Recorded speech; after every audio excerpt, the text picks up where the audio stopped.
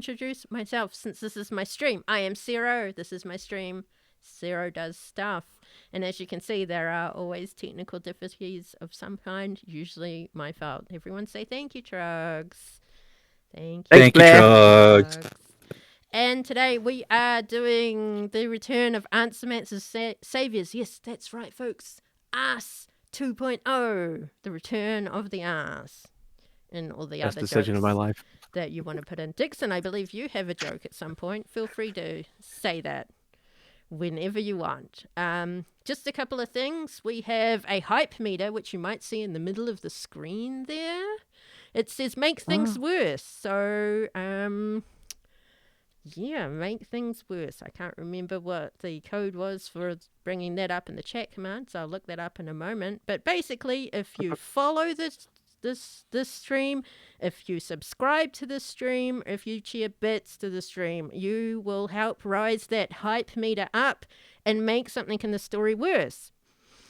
If you're unable to contribute in that way, fear not. If you check out our Kiwi coins, which is the little Kiwi at the bottom of the chat there, click on that. You'll see that there are some options to redeem your Kiwi coins, which are also known as channel points. You can either give a +1 or a -1 to a player of your choosing for their next role. So there are a few ways to fuck us up or even be kind and help us if you would like to.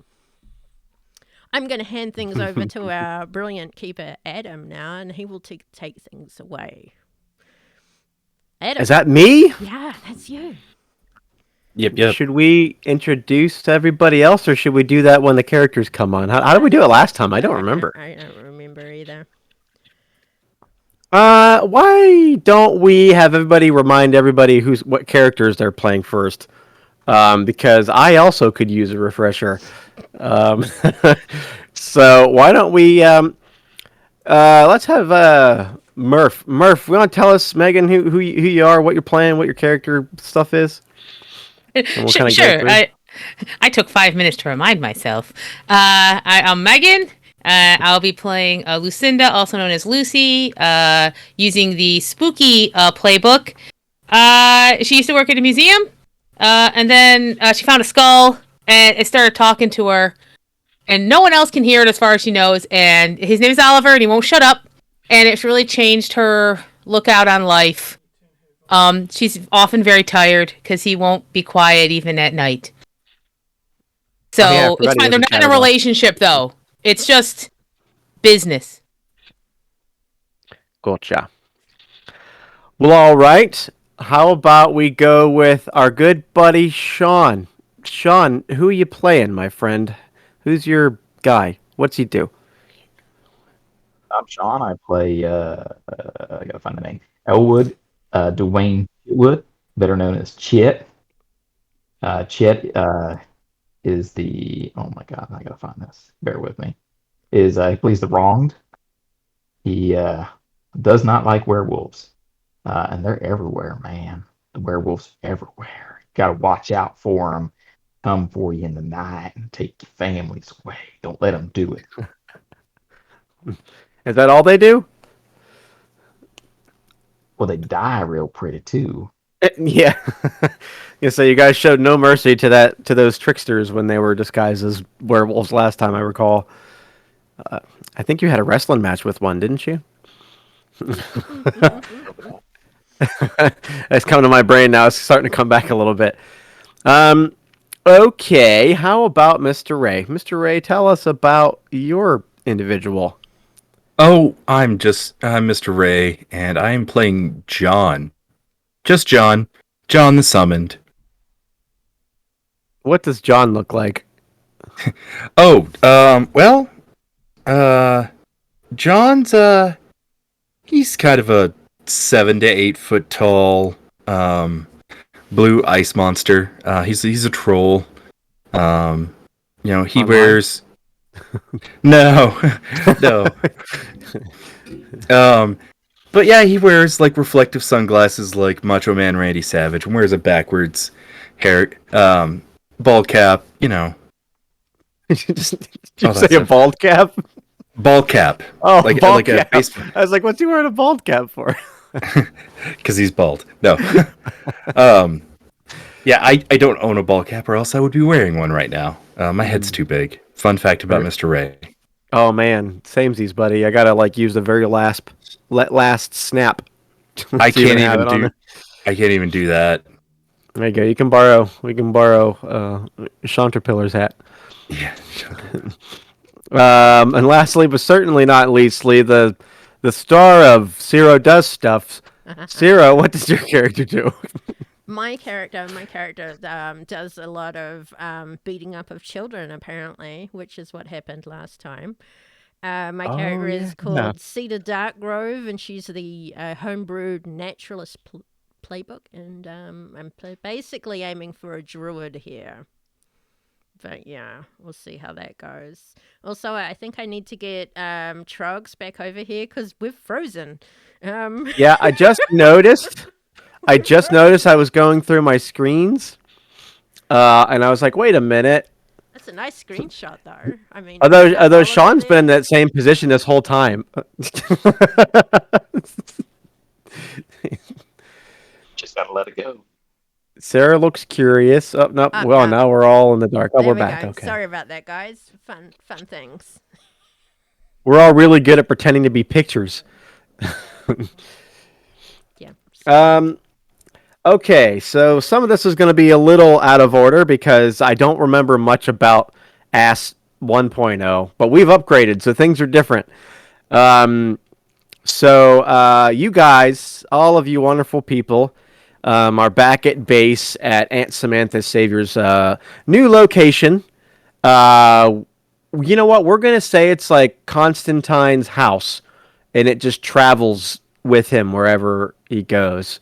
So whoever Aunt Samantha wants it, that's where it goes. So you guys travel in style inside of her wonderful business.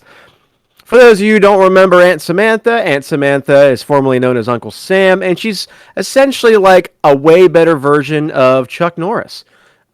She does all the cool things even better. When she does push up, she pushes the earth down and space up, which, yeah, tell us how that works. She's beat the shit out of Thor in the past. Probably made a baby with tons of different gods of the world. And just likes to take it easy now and have other people go and do her bidding for her to help save the world from diabolical threats, such as the one that we're going to face today. Was Aunt Samantha confirmed as the mother of the trickster? Yes. Well, I vaguely remember that being part of. Yes, I think those were her kids that you guys ended up killing. Her boyfriend's kids. Oh yeah, she banged Loki or something. Yeah. I think she had babies with Loki, or made Loki have her babies. I think is what happened probably. Because she's like, I ain't getting pregnant. You have the babies, and he's like, all right. And then, so he just made it happen. So you guys are currently there is a. It's not mandatory, but knowing Aunt Samantha, it's mandatory that there's a movie night happening in the main auditorium of Aunt Samantha's location. And as many of you know, Aunt Samantha, again, formerly known as Uncle Sam, she was in a lot of movies in her youth. When television was invented and movies were invented. And so they're going through a marathon of Aunt Samantha's greatest movies. Some of the ones that have already played: Uncle Sam versus Dracula, Uncle Sam Goes to Space, Aunt Samantha versus Lucifer, and Aunt Samantha Goes to Camp. Among among many others that are in store. And so she's about to put in the fifth one, and then your alarm goes off, and she sends the Caterpillar Man to go and take the call. And he comes back a few minutes. Is she earnest? Maybe Jim Varney lives through Aunt Samantha. I don't know. We can only hope. We miss you, Jim. So she calls you four up, and she says, "Yeah, the ones that made a mess at the park with the werewolves. Where y'all at? Come up here." Oh, thank God! Saved by the Bell. I mean, yes, I did guest star on Saved by the Bell, but we're not doing TV series today. We're doing movies. Was it the caffeine episode? No, it was the cocaine episode.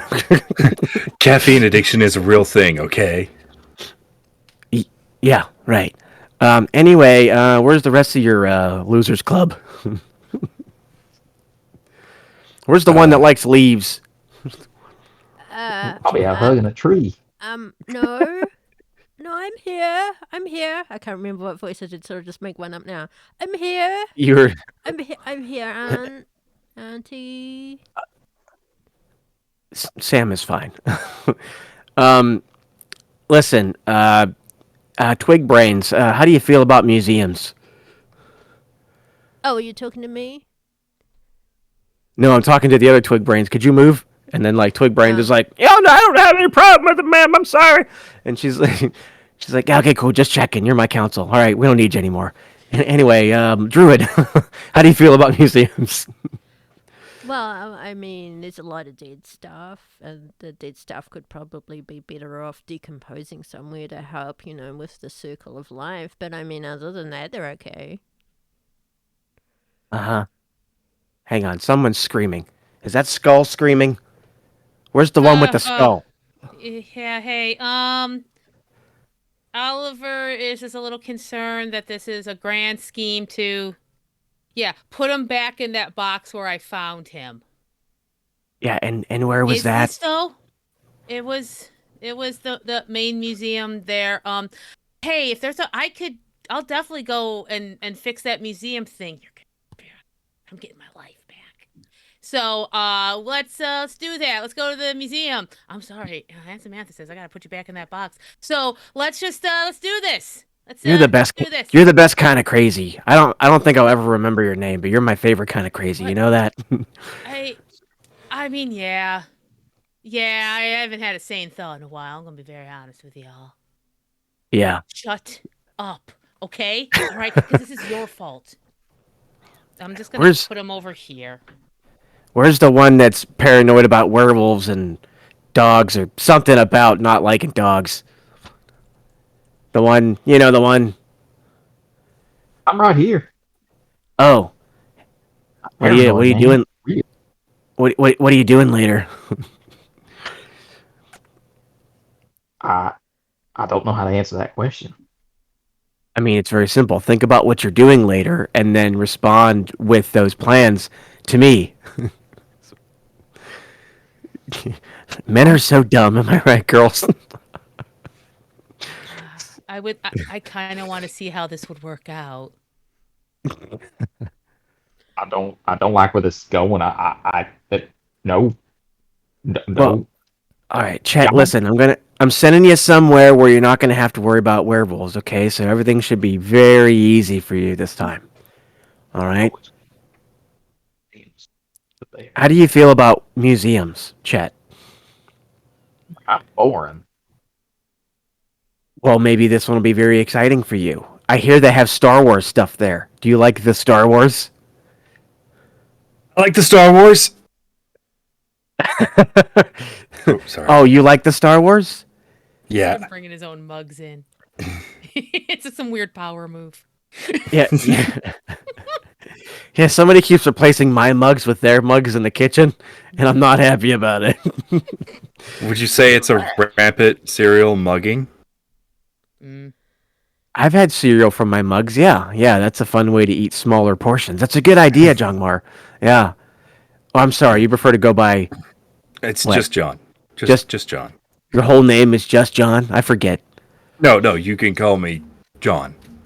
So what did you think of Aunt Samantha Goes to Camp? Any feedback? I'm still confused by why they would let a grown person go to camp. Like, you were a camper in that. You weren't like a counselor. You were a full on camper. It was kind of weird. I wanted to wear the shorts. So it was a solid start of a series that had both highs and lows depending on whether it was produced by a company or just by a couple people with about $10. Right. Yeah. So Yeah, so I'm thinking the next one that we watch is Aunt Samantha Fights the Moon, which is one of my favorite pieces. Oh, I mean, I guess if we survive this mission, which I guess would be a shame at this point. Hey, how dangerous? Would you say very dangerous? Like maybe like this could be the You know, last movie I saw. Oh no. beginning at threat level dawn, we're at threat level midnight. Oh, okay. Oliver, it doesn't actually mean anything, okay? I'm just nodding because she's a position of power, and if I just nod, it's fine, okay? She goes to check her nails the moment she stops talking. Just, Perfect. See, this is how it works. This is great. Yeah, so that sounds horrible, and I can't wait to jump in. yeah, great. Okay, so here's your mission. Yeah, because I really want to show everybody me fighting the moon. So there's a museum called the Anachronistic Wonders. It's essentially just like one of those places where a bunch of nerds put a bunch of nerd stuff that doesn't have anything to do with each other. Kind of like how the Star Wars is a long time ago in a galaxy far away, but still somehow kind of in the future. Like, you know what I mean? So it's kind of like we're just a bunch of stuff. You'll probably see like cavemen, but also spaceships or something. It's just a fun place to make some money. Anyway, they've been hit with a string of mysteries, and that's kind of our thing, right? So I need you to go to this Anachronistic Wonders Museum and go hit them up about what's going on. I have reason to believe it's something that we need to investigate. I'll just leave the rest up to you because you're all really smart, and we all love that you work here. Any questions? Mm. Oh, Yes. about the werewolves. What about werewolves? What? You said there'd be werewolves there? No. No.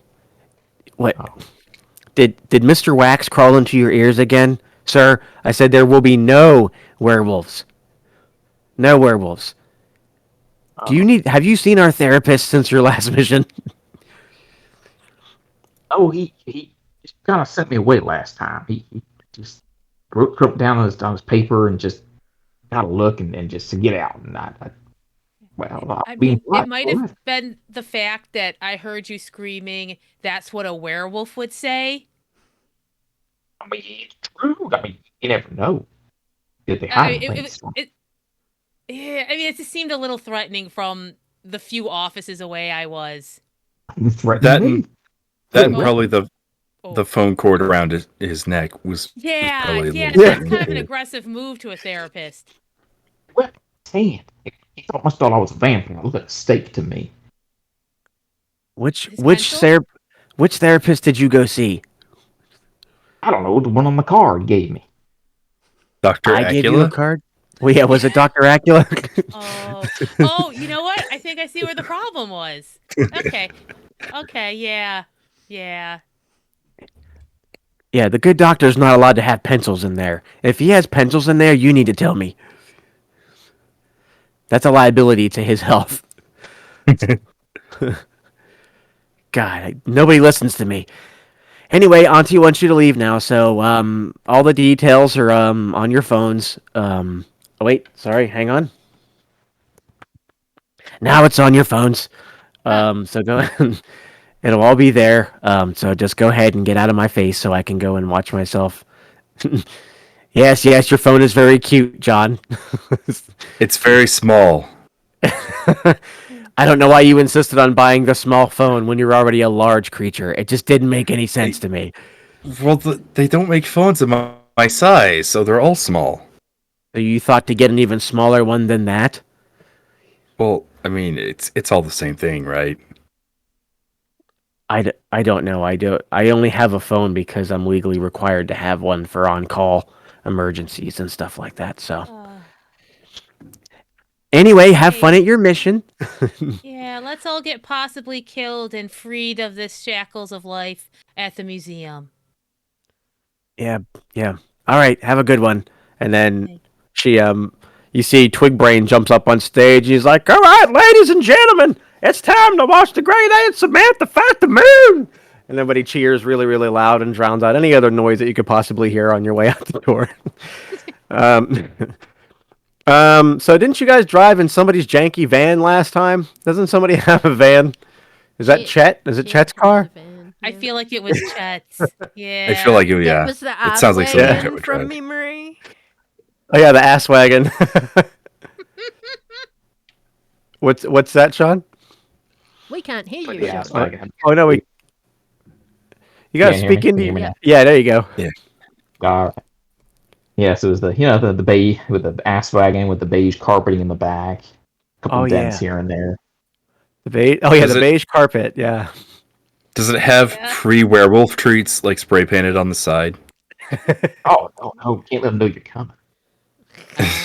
It says definitely not a werewolf fan. The license plate tag says the frame on the license plate. Oh, sneaky. So you get to the ass wagon. You're in a totally new location. I don't know where you were originally, so I'm going to say that you're in whatever city that you think Anachronistic Wonders would be in. All of a sudden, and your van is also there right outside. It travels with the business apparently. Mr. Ray, where would you say a place like Anachronistic Wonders exists in our universe? Honestly, it sounds like something you'd find in Toledo. Toledo.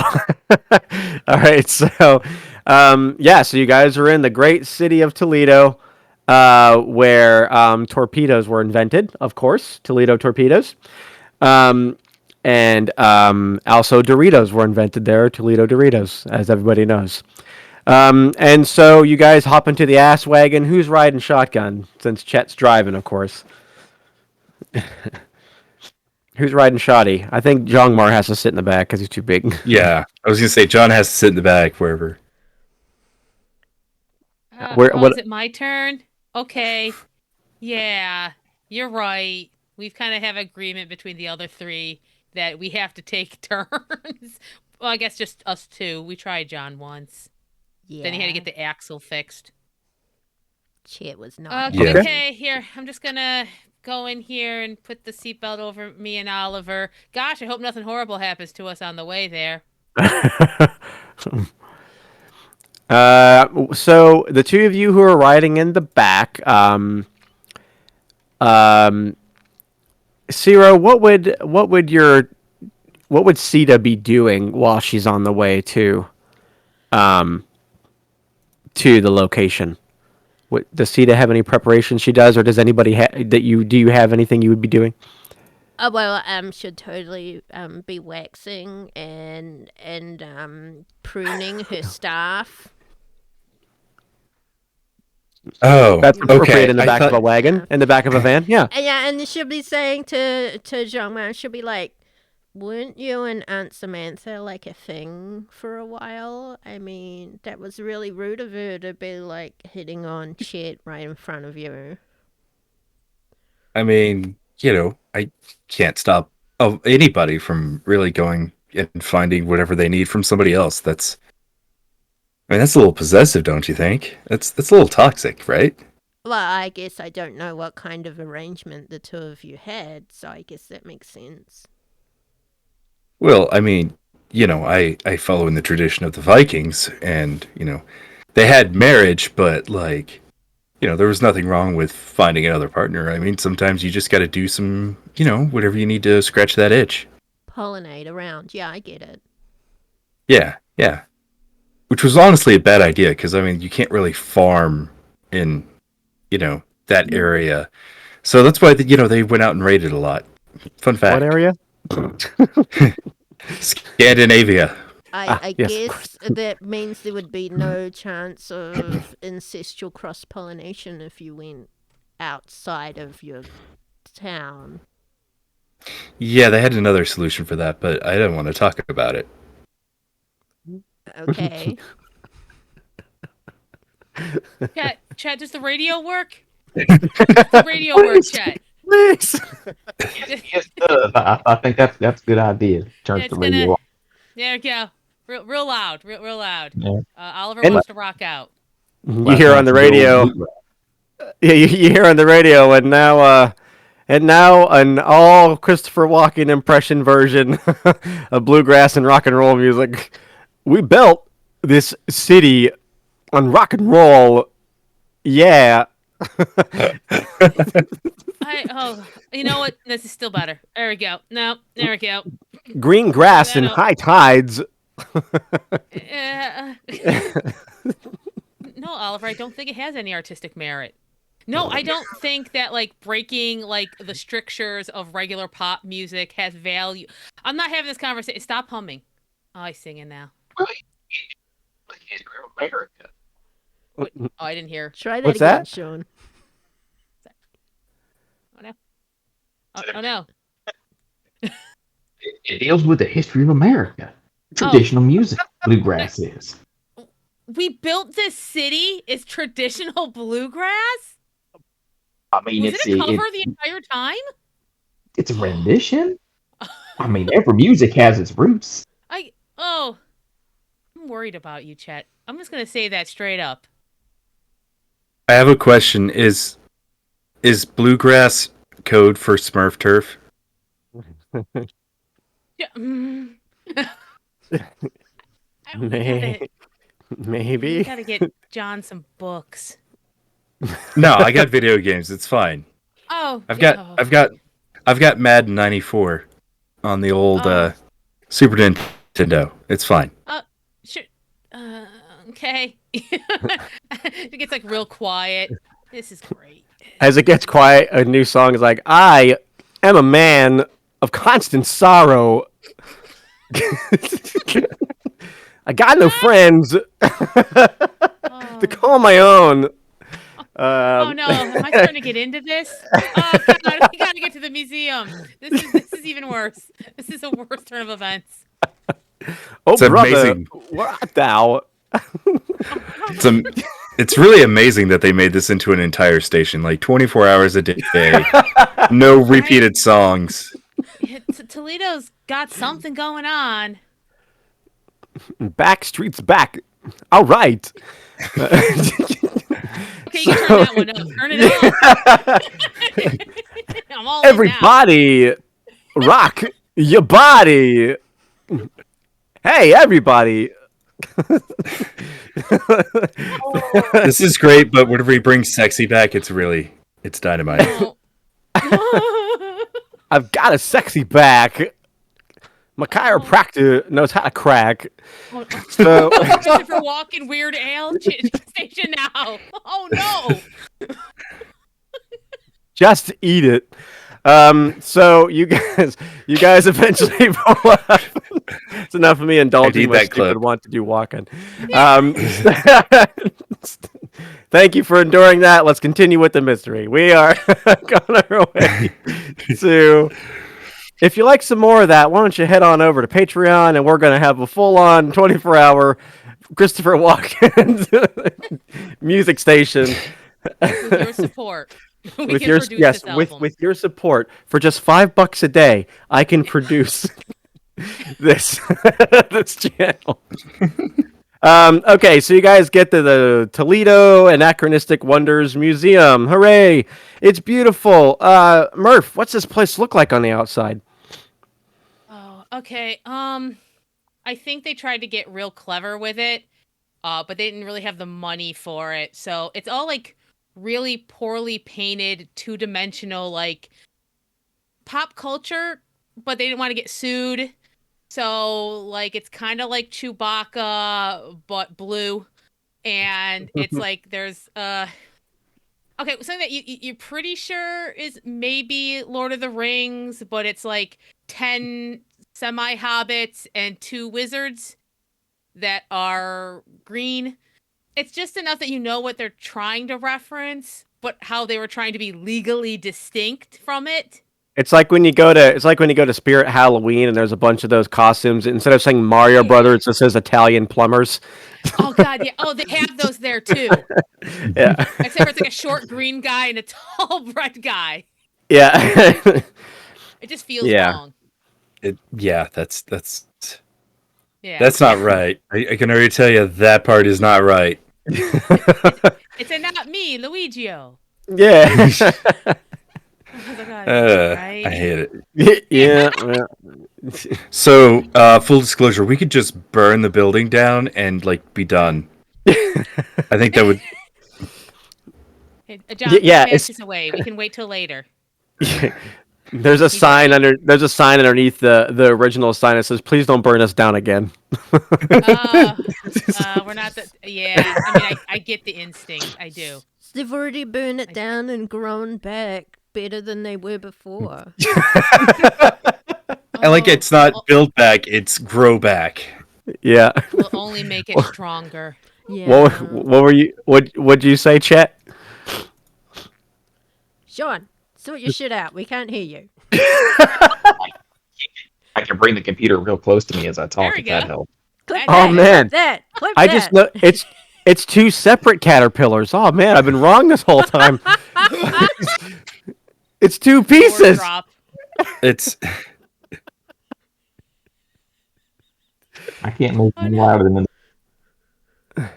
I just don't want you to not be heard, Shawn. I see your mouth move, and only the caterpillar's talking.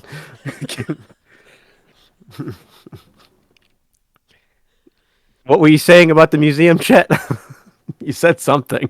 I say in the middle of that, Christopher Walken came over the radio briefly and started saying, "We didn't start fire." Yeah. It was always burning since the world's been turning. How? We didn't start the fire. I'm so angry you can do that voice and I can't. It makes me so happy but angry at the same time. Lucy quickly has the thought that they should see if there's some sort of like Twilight exhibit before Chet wanders upon it. Oh yeah, there. Yeah. Oh. She's like, is there any sign that says what the displays are? Because all of a sudden in her head, she's like, oh wow, there are quite a few pop culture werewolves, and we're gonna owe money to this museum when Chet starts exploding their wax figures.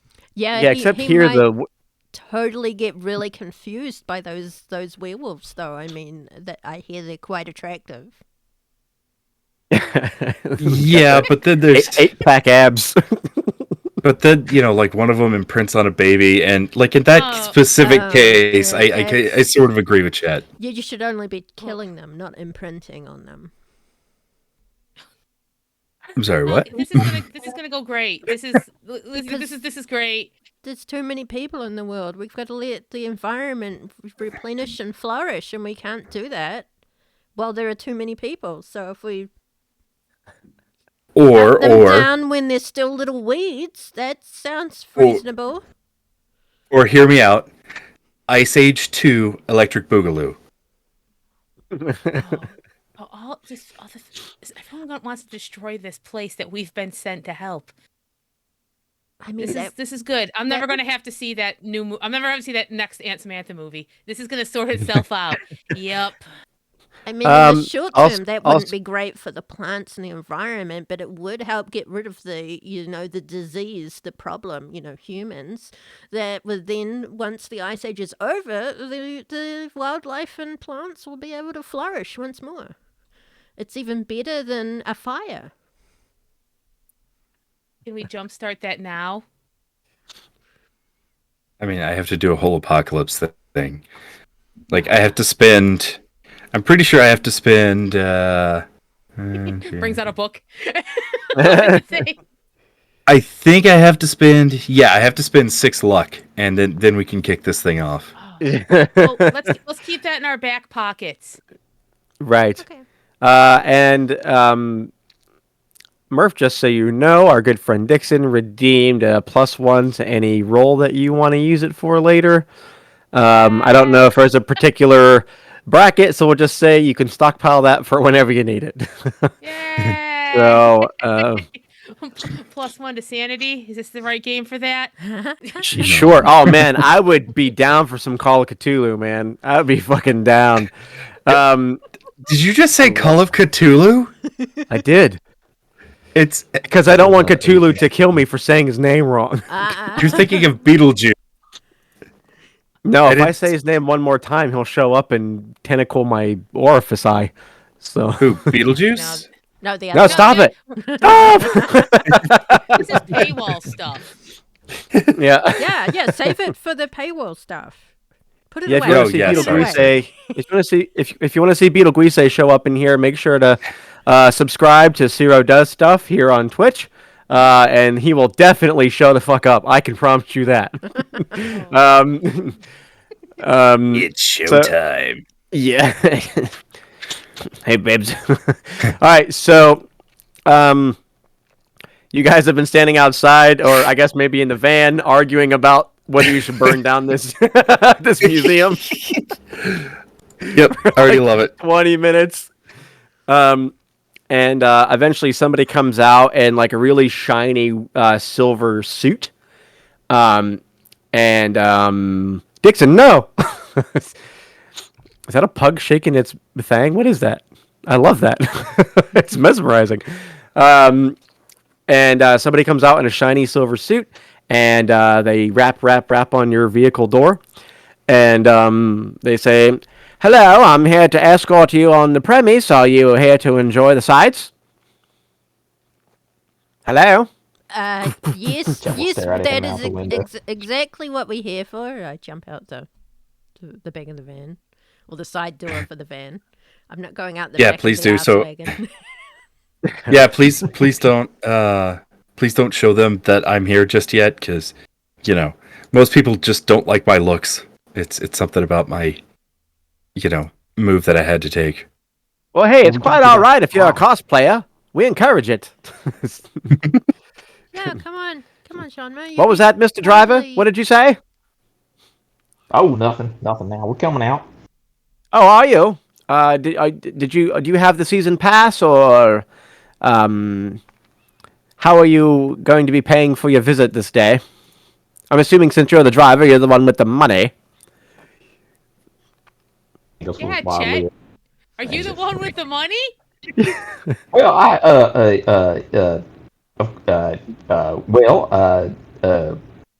What's it? Hi, we're here from Aunt Samantha. Oh, yes. Aunt Samantha did say that somebody would be coming. I just thought, well, no offense, but I just thought that perhaps it'd be a little bit more of a professional get-up, that's all. I mean, look at this van. It's quite tawdry, isn't it?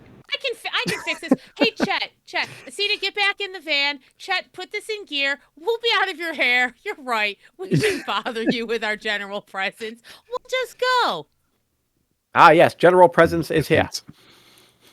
Yeah, we'll go. Ray, did you and I just salute at the same time? Yeah, we saluted at the same time. And John can stay. General presence. Oh, God. That's definitely going to be the next monster that you guys fight for ass for the Christmas special is General Presence. You heard it here, folks. We're doing an ass Christmas special. I'm writing a note. It's Christmas. Awesome. It's Christmas ass. 2 S's. Two S's. We're planning Christmas, yet we have not yet stepped foot into the Apparently we're driving off. You got to find another way to get us to that mystery there, Adam, like you were talking about earlier before we went live.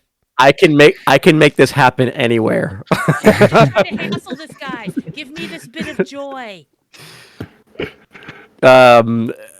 Why don't you all just go on in? You're here to investigate, the destroying of the art and the figures and the mysterious movements of the art pieces. Yes, that's why you're here. I'm sure you were informed by Miss Samantha, Auntie. We can destroy the art. Yeah, totally fine. Yep. Point us towards it. Let's go. Well, all right. Absolutely.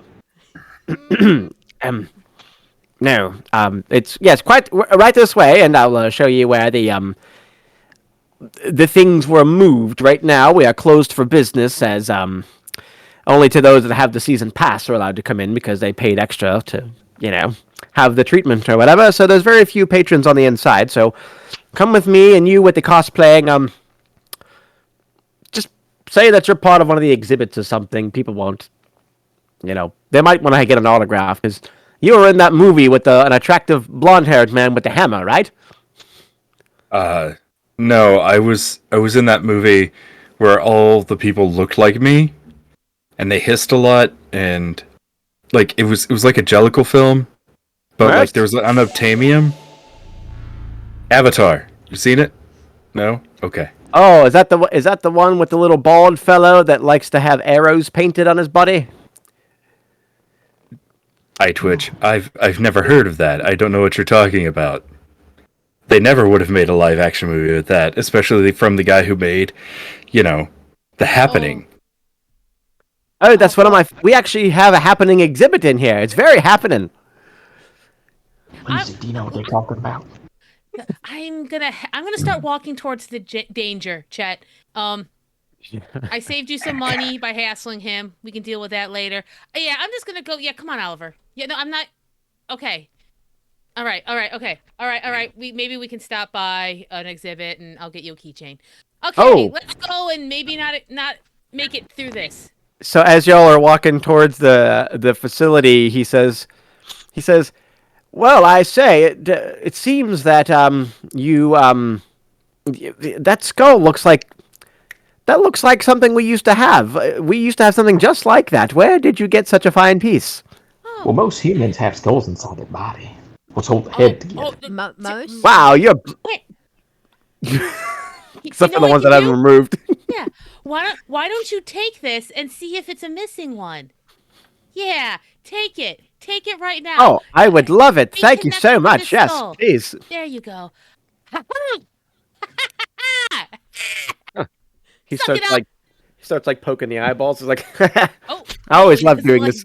Oh, he hates that. He hates that so much. I'm sure what do you mean? He won't show back up again or anything. He's time dead. I figured it out. Yes, I'll. I mean, you're donating this to the facility. What do you call it? Yes. Oh, it's called Annoying Skull, who you should always keep an eye on. Please don't put him down and take your eyes off him.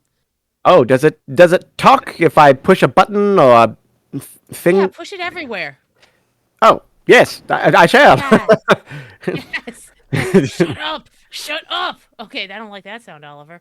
Okay, yes. But so also keep your eyes and hold on to him the entire time, not for 1 second, because he might get lost again, or find his way back. And I do feel the urge to take him into the bathroom with me, and I don't know why. Is that normal? Oh, I mean sometimes, yeah. Have fun. Thank you. Just, like, walking away. Right this way. So you guys get left in. I have noted that is the meter full, Sarah? Yes, we've reached the first level of make things worse. No. Excellent. Okay, great. Things just got better. I have noted 2,000 bits by our good friend Dixon. Actually, hey, Dixon, take an experience point for yourself. Oh no, experience points are going away. Take one away from a player, and you have it. There you go. That'll make it even worse. Mr. A subbed. I'm sorry. We're playing the... Ray! We're right here! Doubly fucked. Another one. Another one. Doubly worse. Another one. I see how. You haven't even gotten into the fucking museum yet. No. So, we get into the museum, and it's a wonder of wonders. There's so many neat things in there. Chanterpillar, Chet, what's the first thing that you think Chet notices when you walk into the museum, the anachronistic wonders? Oh my God, 2 months in a row? Oh my gee willikers. Mr. Ray wants things to get even worse. He's also gifting subs to increase that hypermeter to make things worse. I didn't know that increased things, but you know what? Yep. This is Beetle Guise may show up after all. Oh, good. Yeah, what do you see, Chet? First thing Chet notices, in Chet's mind, of course, is that it's wide open space. There are exhibits on either side. There's a giant desk, rotunda, if you will, in the middle. It's open, like your general guest services desk. There's absolutely no cover from snipers on either side. It's very disconcerting to check, looking around quite frantically up at the upper levels, because of course there are 3 levels up of balconies with railings on either side. Very open, very just sniper friendly. Chet's kind of wild-eyed looking around. It's a very well-lit area with skylights above. There are some fluorescent bulbs around. There are signs on either off to the sides where obvious hallways go to different exhibits and stations. Some appear to be a little darker than others. Signs up top that list the different exhibit names and what they are. Little pictures next to them too to kind of describe what they are. Okay, so I love that it's a big open concept. I love, I love that. So yeah, all the exhibits are like far between. It's like a half a mile walk between all of the things. Just a heads up, you've got a -1 to your next roll there, Chet, because he used the word rotundra. That's from Mr. A. Rotundra. Oh no. The calls are coming from inside the house. Damn it. Yeah. Noted. Oh. Sorry, Ollie. Take an experience point as well for. He accidentally called Ollie Onyx. I did. He mentioned the Southern song, and I was like, that's something that Onyx would say for sure. That'd be the first, because I thought Wide Open Spaces the same way he did. So my bad. Ew. Take two experience points. Spaces. Wide open spaces. I love them. Wait, they're playing that station in here too? Shit. Oh yes, we love it. It plays in the bathroom all day. The patrons over those museum speakers, so it just echoes down marble halls all creepily. Yeah, no, Lucy doesn't like this at all, not one bit. It's very disconcerting. Up next, Goodbye Earl by the Chicks. So as you chicks. the walking chicks.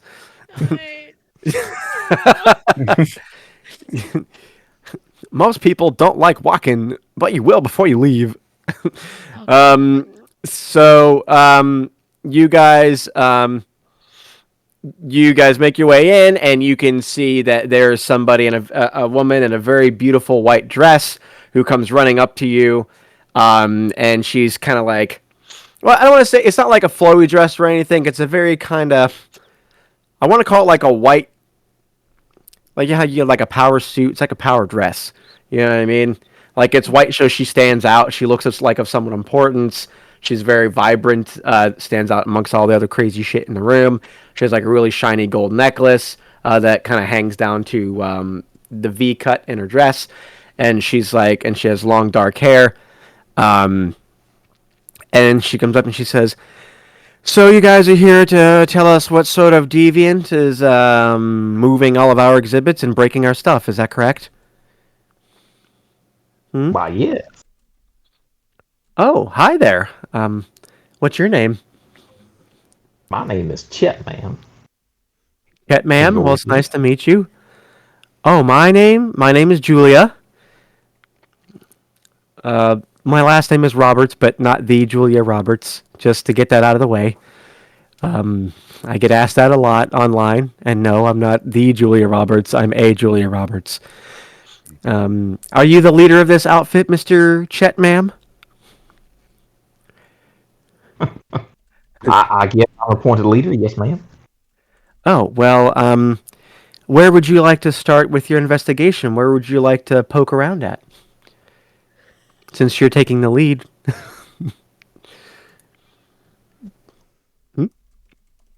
Oh no, it's my eyes are up here, sir. Wait, yeah, poke around at you say. Well,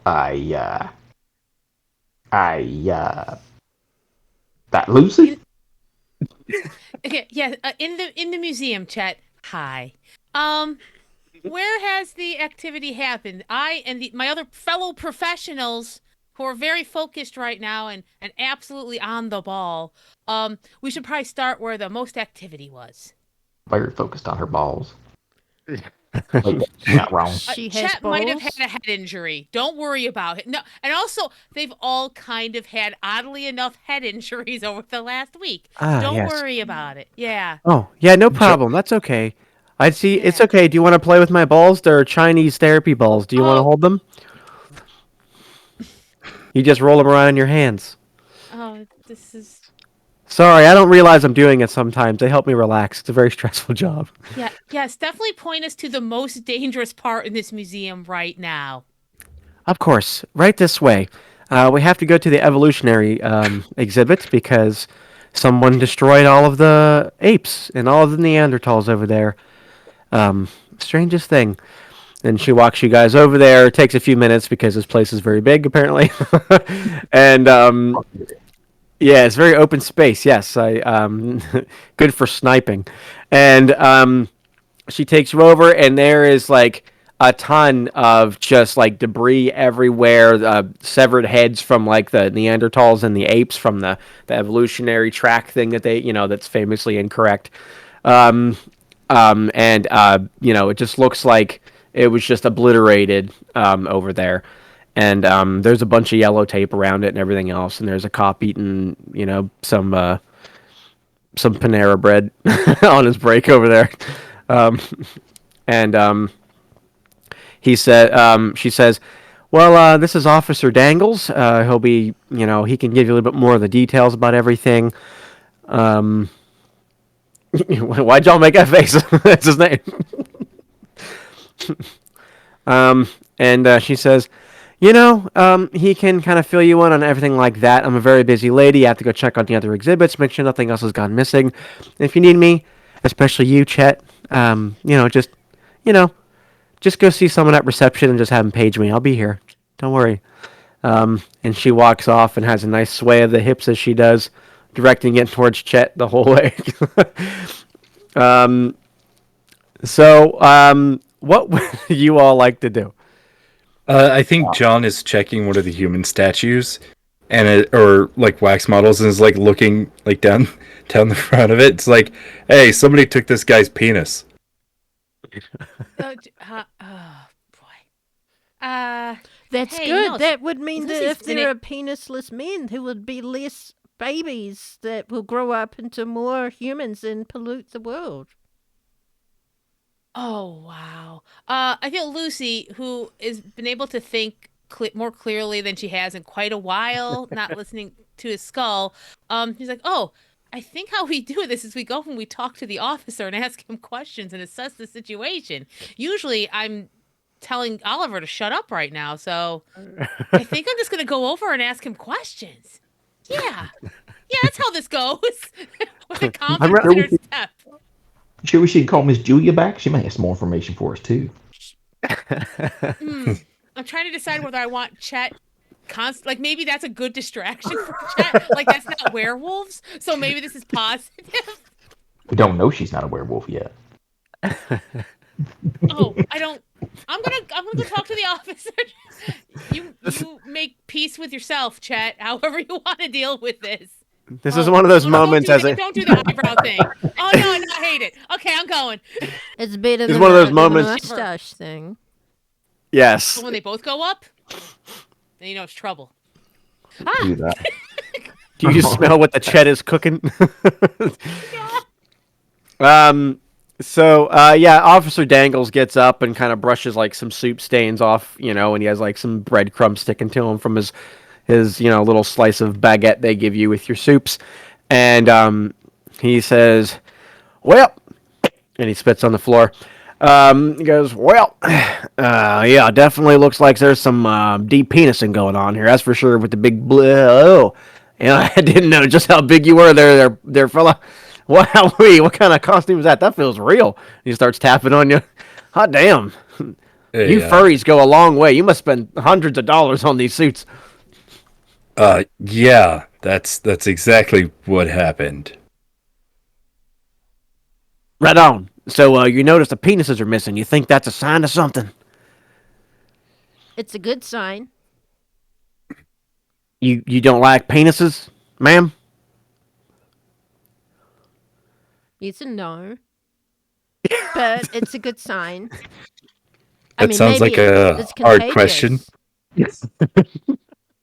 Maybe it's contagious. Oh yeah, I can't imagine why anybody would erect a penisless statue. Hey, does this count for making the game harder? I think it still count for some of it.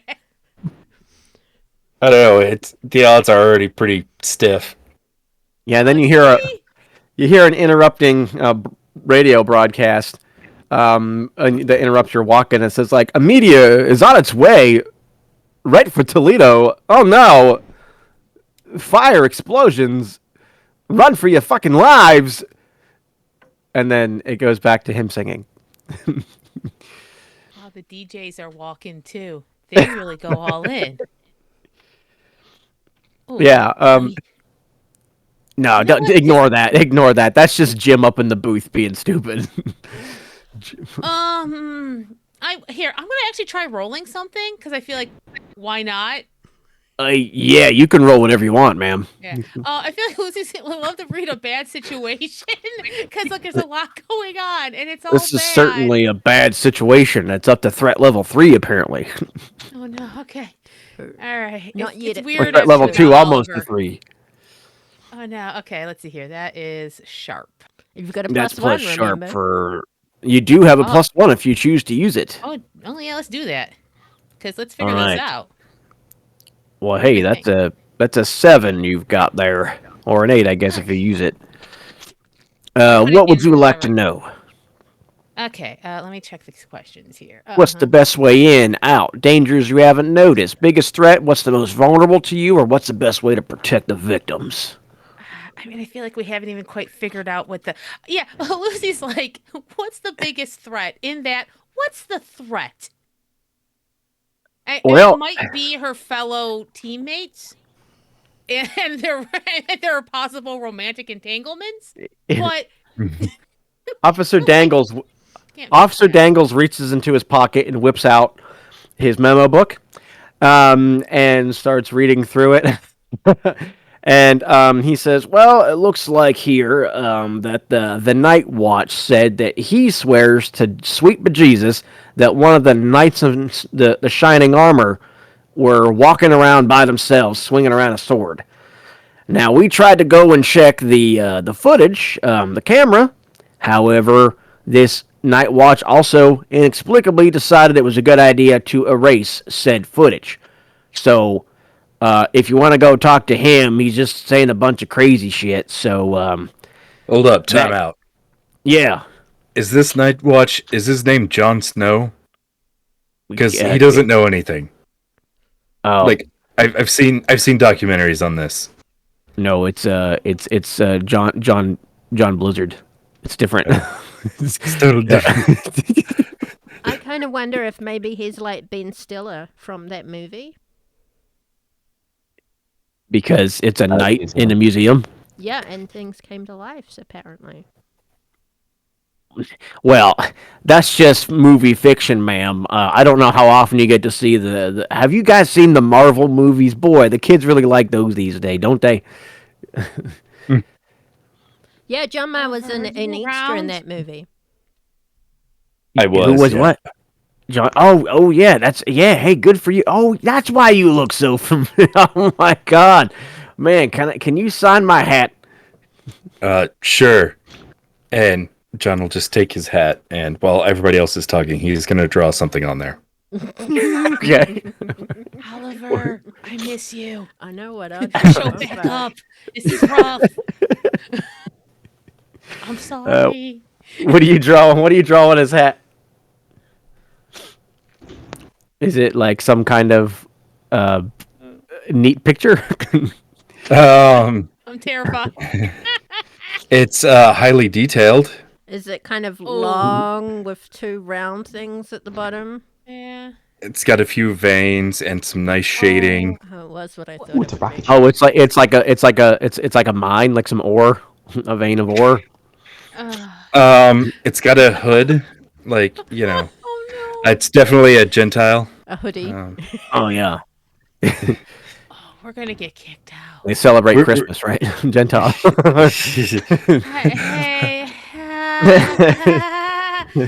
Hey, John, that's your signature? Yeah. I'm starting to see why Aunt Samantha was interested. Oh boy. Oh boy. Okay. Hey, everybody, let's go talk to them. This looks like the spaceship in that Dr. Evil movie. Oh, good. Okay. Yeah. Okay. Yes. Whatever you say it is that seems benign and absolutely won't get us in trouble, it is. Looks Yeah, more but like, 9.5. looks more like that rocket ship cookie in the Death to Smoochie movie. Exactly. Oh man, I love Genie from Robin Williams' family. He was in that movie, right?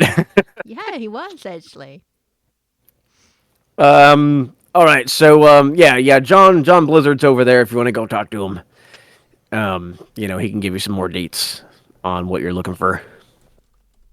Yes, fantastic. Any other topic of conversation right now? And like Lucy just starts walking over there with focus. Officer, You what's see, his he's first over there. name? Who are you asking? The officer, what's his first name? What do you want it to be, ma'am? It says it right here on my name tag. Go ahead and read it. It just says Officer Dangles. Well, that's my first name. Officer. My name's Officer. Yeah, Officer Dangles. Well, I guess you got the right kind of job then to... It was the destiny that was preordained by the Star Wars gods. I don't get that one. Yes, we know the the Star Wars gods. Yes, Mark Hamill. I was about to say that, and you beat me by like a second. I had to unmute. Ugh. So he takes you over, walks away, and you see a guy who's dressed in like kind of a dingy, overwashed, like night watch like security outfit. He just kind of has the shirt and he's wearing some khakis, like our good friend Jake from State Farm, and he's kind of like looking up in reverence at what looks like the Death Star, but is labeled the Fatal Sun instead. That's SUN, not SON, and he's just staring up at it in reverence, just be like, yeah, you'll protect me, right? You're not gonna come to life and blow up the world, right? Please don't. And he's like starts to do the cross on his chest, not knowing you guys are coming up to him. I would have thought it would have been called Fatal Moon, but... That's no moon. Mr. Ray, take an experience point. I set him up there. All right, take -1 experience point, Sarah. No, I'm All right, hey, you know what, Sarah? Sarah, you know what? You're right. You set him up. Mr. Ray, take 2 experience points. Very good. Oh, thank you. Yeah. Sarah, take 1. Okay, so you guys, since there's no inspiration in this game, that is the inspiration. It's free XP. Yeah. So yeah, he's just staring up in reverence at the fatal sun. Can John just put his hand on his shoulder? Yeah.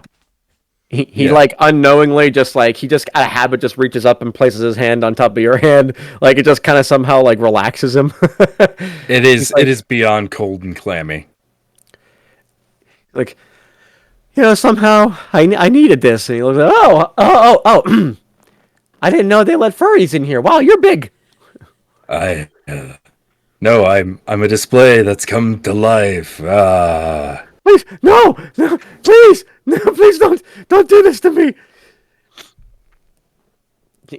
Are you doing this with an end game in mind here, John? No. John just wants to mess with him. He's like he drops to his knees and just looks up at you and he's like, please, I've been a good boy. I have gone to church. I treat my girlfriend well. I feed my dog. What do you want from me? Your soul. No, I'm just kidding, man. Hello. Sir, we are professionals, as you can tell.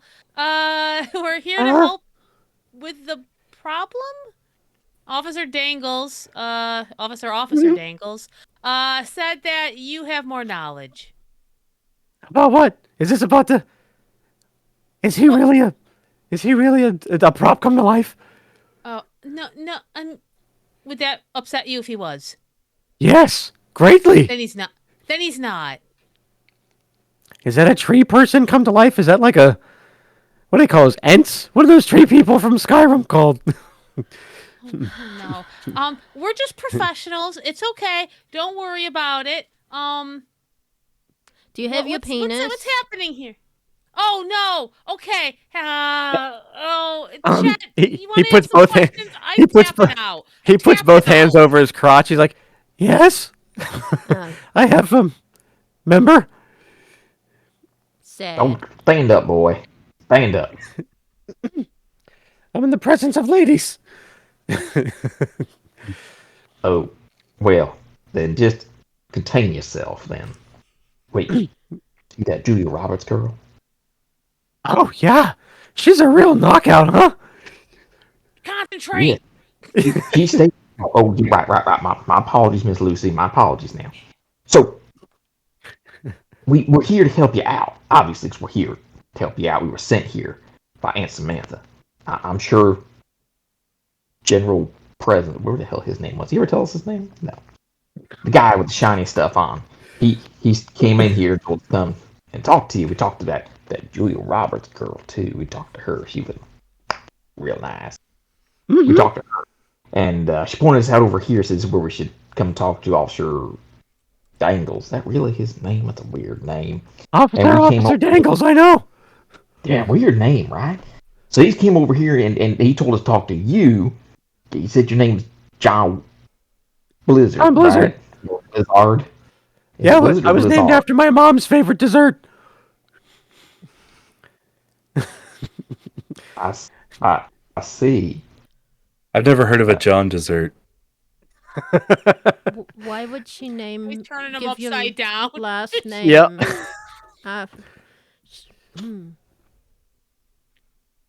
Well, no, her favorite dessert was John.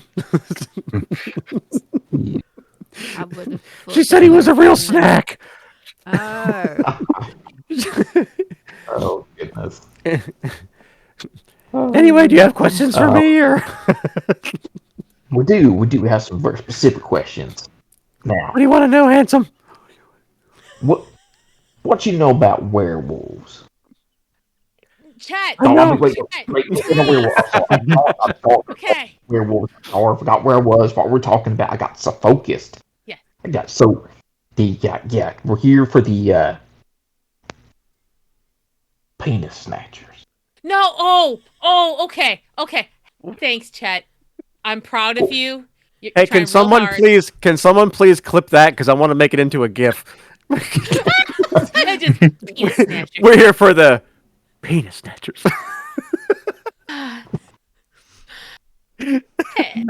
So, Mr. Blizzard, hi. That's I'm me, back yes. again. Yeah, that's Chet's working through some stuff. It's okay. We're gonna get him where he needs to go. Yeah. What's up?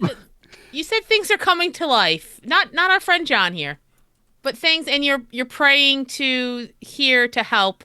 We're here to help. Yeah. Well, I mean, I swear the exhibit started moving, and then there was a knight with a sword, and he was cutting down the monkeys, and then there was an eagle, and then at one point there was like one of the troglodytes was like running around, and then a wolf, not a werewolf, just a regular one. Quick look at Jet. It's okay. Just wolf. It's okay. Just 1 second. The werewolf, they can shape shit. Oh shit. That might have been the penis snatcher. Really? It was no. the wolf? No, so we need to release the wolf penis snatchers right now. The population. I saw it on Nat Geo that wolves love to eat those. Well, apparently so does your mother. Oh, wow. Wow, shots fired.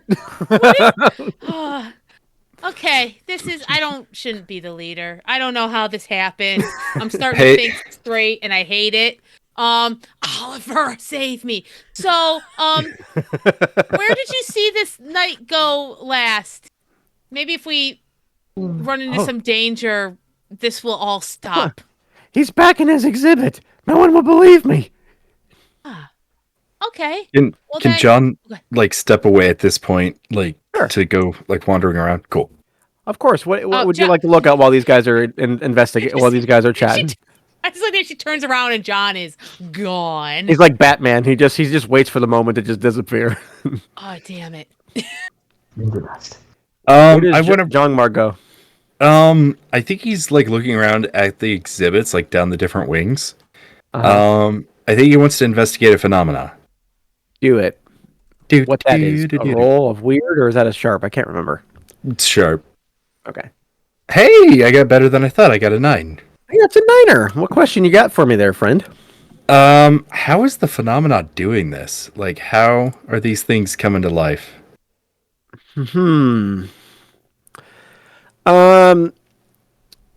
What I don't know what your background is aside from being an icy Viking person.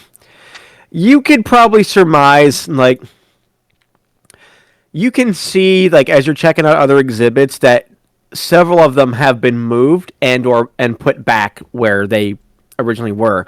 And all of the ones that look like they were moved but still in okay or pristine condition are all like humanoid or bipedal, something that has 2 arms, 2 legs, of that nature, that has been moved, or or according to what Mr. Blizzard has been saying, I heard you, chat. That they could have been moving on their own. So, if you are to believe our good friend Mr. John, things that look like people or that are humanoid are moving somehow. Something is causing them to move, in some type of magical or influential fashion. Just based knowing that, like, that's an empty suit of armor that that they have, or that this is like a solid, like, C9GO robot, and the space battles. Shout out to my friend Rebecca. She plays Leslie on Charlie. The space battles area. So So that's how you could figure it out, as something's influencing these things to move. If I find the suit of armor, can I just take it apart to see, like, I think John's experience with magic is all runic, like, in, like, Norse runes. So he wants to, like, check out the armor to see if there's any, like, runes, like, inscribed on it. You go over and you see the man in the silver suit, and he's like, no, no touching, no, please, no. And you see that, like, he still has Oliver, like, clutched, like, with his, like, almost like he's holding a bowling ball in one of his hands, like, through the sockets of his eyes. He's kind of just, like, spinning him around, and he's like, no, please, please don't. I really would like if you did not touch the exhibit, Mr. Ferry. Yeah, John's just gonna ignore and just keep on doing. So, like, against this man's wishes, you start to take apart this armor, and there is one rune that is, like, hidden inside of the helmet piece. And it's very easy for you to read, and it says Throthgar was here. Okay, can I investigate a mystery on that? Sure. Throthgar. Yeah. Oh, that's a 4. I'm a mark experience for that. Yep. It just says Throthgar was here. You know that in many a situation, your people of that heritage like to just sign a lot of goofy stuff in random places, kind of like people who want to sign their name on a bridge. Like, sometimes people just want to put their name on stuff. And Throthgar just signed his name there and wanted someone to know. You could sign your name it's kind of like the on kill. there, draw it all veiny and everything. Also something people put on bridges. Yeah, that's true. That is very true. So while you're looking at the helmet, Sita, what would Sita be doing? I feel like we haven't heard much from Sita. What's she been doing? Look for anything that looks actually natural. Oh, there's tons of things. There's the space battles plants. Real alive plants. They are alive. They're alive plants. They're breathing, taking in carbon dioxide and spitting out delicious oxygen for you. It's so nice of them. Can I speak with them then to see what they saw? Sure. There's also an exhibit for the giant store of scary things. And you see there's an Aubrey 2 plant. Good. It's good. It's a penis flytrap. You gotta get Sero banned, man. No, this is content right here. There's no forward-facing nipples. We're fine. Right. There's no nipples, no hot tubs. Nipples are the real enemy. Yeah, if Amaranth can suck on two microphones at once and get billions of views, we can do this. Oh God. Oh, what's going on? She can sell her farts on the internet for hundreds of dollars. We can do this. Okay, move on. That's a weird thing for plants to talk about. Yeah, they're just like, can you believe this? So, little plants and leaf people, what happened last night? When the lights weren't on, when there was less UV. Oh, hello. Hello. Hey, how are you? I'm good. How are you? No one's ever come to talk to me directly before. This is quite interesting. Oh. Well, I believe that plants have a lot to say, and I'm here to listen. Well, that is just so nice. The other day, Reginald had the gall to allow a breeze to make him brush against me when I explicitly told him to not touch me. Oh, wow. Can you believe that? Have you ever had someone just brush against you? It's rude. Yes, I'm a woman. It happens all the time. Oh, same girl. Same.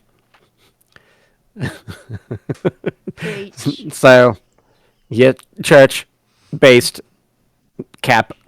Anyway, so what can I do you for there, Miss your my name? name's Cedar Darkgrove, and I just wanted to know what if you saw anything move that doesn't usually move around here last night. Yes, pretty much everything. It was quite awful. One person ran around with a spear, and then another one had a sword, and then there was another fellow, quite angry, was swinging around some type of what looked like, the things that trees don't like, that people swing at them, but there's one on both sides of the stick that humans typically hold on to. You know the thing that you swing to cut down trees? An axe? Oh, yes, X. That is it. It is an X, but it had an X on two sides of the stick. Can you believe such a thing exists? Oh. You can cut down two trees at once with such a tool. Yes, so you swing back to hit one and then swing forward to hit the other. I know, it's totally cruel. Very cruel. Yes, I hate it. It is tree cruelty, plant cruelty, and it is not appropriate for this world. Well, unless we're using them on other people, and then that would be fine. Humans are the worst. No, totally. God, I would pollinate all over them if I knew it would kill them. I think there might be a way to do that. But I digress. Do you know what might have caused them to go running around willy-nilly? I don't know. Sometimes I hear giggles where I didn't hear giggles before. So maybe the giggler. Oh, that sounds scary. It does. Oh, watch out for the giggler. Wow, I don't like that. Okay. Do you want me to have a talk with Reginald and tell him not to brush up against you? Could you please? I hate that right bastard. Trogs redeemed hydrate, by the way. Make sure you water yourself. Oh, I will. Thank you. My water's You too. my water's blue. Oh. Okay, well, I'll talk to Yes. Reginald. Which one is he? This one or that one? He's that one. Okay. Bad Reginald. Don't do it again. Fuck off. You fuck off. I will No, pull you you like fuck a off. weed if you do not behave. You're gonna smoke me like a weed? What'd you say? Pull you out like you're a weed. You don't threaten me with a good time, damn it. What a way to die. Mulch you. And plus, no, back. mulch you, ma'am. How dare you? We'll mulch you up and we will let you, you can be scattered around all your little friends here and help them grow. That sounds acceptable. Actually, that sounds delightful. I've always wanted to be eaten. Isn't it Plant Astley that said, never gonna mulch you up? Never gonna... No. Sorry. Well, apparently I'm not Plant Ashley. So, it's hard to say the last name without saying the first name. You mean Stick Grassley? Stick Grassley, yep. An experience point for you. Yeah. You deserve it. Speedbagging it. All right, so all right, fine. I'll leave him alone, but just just like the wind blows. I can't help him. You know what I mean? I guess I understand the predicament. We could try leaning in the opposite direction. There's a saying I learned that says you got to bend when the wind blows. Got to roll with the punches. Yeah. I don't Right. really like you, Reginald, so I'm going to stop talking to you now. Bye. Right. All right. Sayonara. That's French for goodbye. As you leave. So at this point, all the lights go off, and it gets really, really dark in here. And you all hear the sound of like rampant giggles echoing throughout this large chambre. The gig. And you hear, you hear from like the giggler. I told you. And all of a sudden, and the lights flicker back on briefly, and everybody else is gone. So everybody but you guys alone? Are all in the room. Oh, everyone. Well, no, everybody but you and your else. Everybody but you and all of your friends are gone. So the plants are still there. That's good. That's the most important. Yeah. Yep. Well, no, Reginald's gone. Reginald disappeared as well. Oh, well, that's fine. Yeah. He was. So the lights turn back on, and it's kind of like the backup lights. That kind of like, just the emergency lights are on. So it's a lot darker in here. Seems like the sun just like went out. Woody, let's go to it inside. Like, 'cause there's skylights, right? Because our good friend Shawn here described these beautiful skylights. Yeah. We're not under the balconies there now. We're open in the open rotunda. Right. So all of the lights or the sun has been turned off, it seems. What do you do? Let's go to Chet. Chet, what do you do? Everything's gone cray-cray around here. Swallow, Chet. John Blizzard is gone. Where's Julia? Maybe that meteor is coming. Maybe we should seek cover. Think the werewolves are behind it. Or I've seen a movie like this where dinosaurs came out. I think the only one that's with you is our skull talking friend Lucy. Yeah, this is about like what she expected Chet to say. Yeah, I mean maybe Chet. Okay, you know what? It doesn't hurt to stay aware of any threat, whether where or anything else. Everything's a threat, Luke. You just gotta look at it right. Takes out his shotgun. Oh you know what? Yeah, you know what?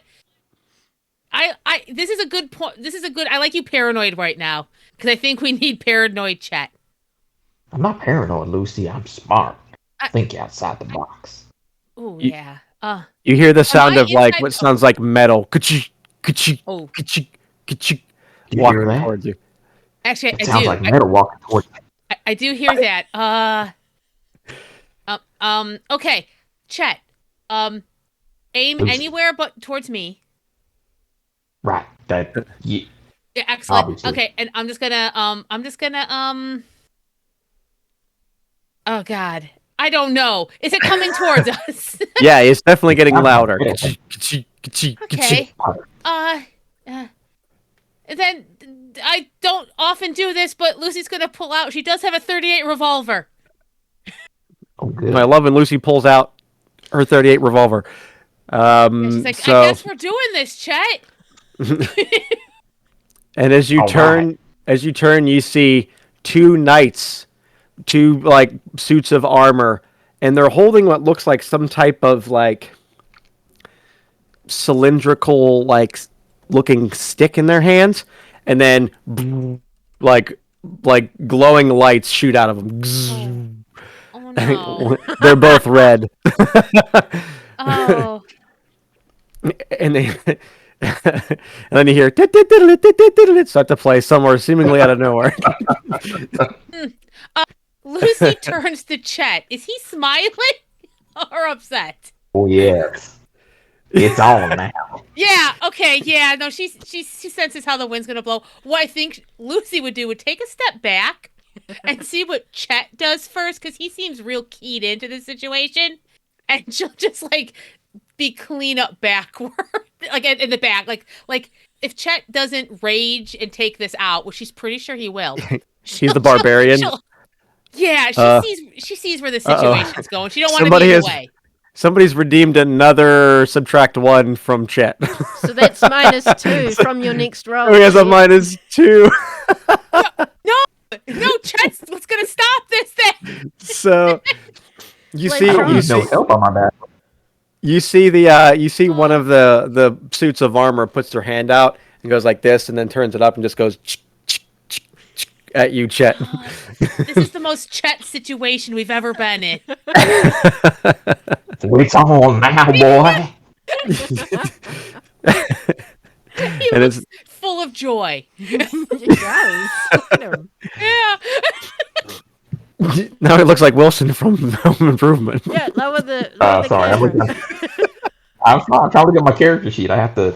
You got to get Scroll in things roll up there. 20 first. I'm in roll 20. I'm right there. I can see it.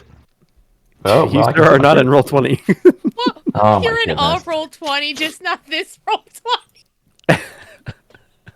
I don't know what's Get there. happening. Should I come back to you? I can go to the other two while you prepare. Okay. I do like the suspense. This is Okay, good. let's go. We'll go over to our friend Jongmar. I'm assuming not too far away from. You're probably within eyesight of Sita, but Jongmar again. The lights go off. You hear the giggling kind of echoing throughout the chambre, and then you hear like what sounds like drums, like really loud drums, just start to play like. I'll say, like, if the lights go out, like, if they go back on, like, John's standing there with his, like, giant frosty hell sword, like, already at the ready.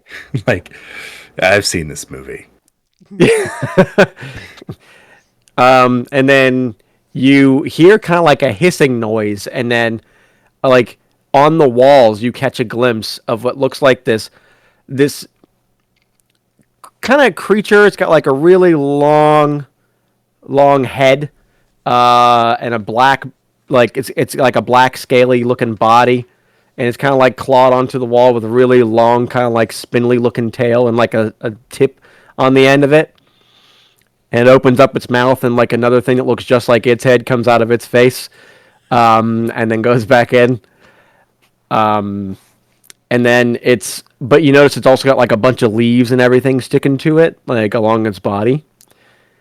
And it hisses at you.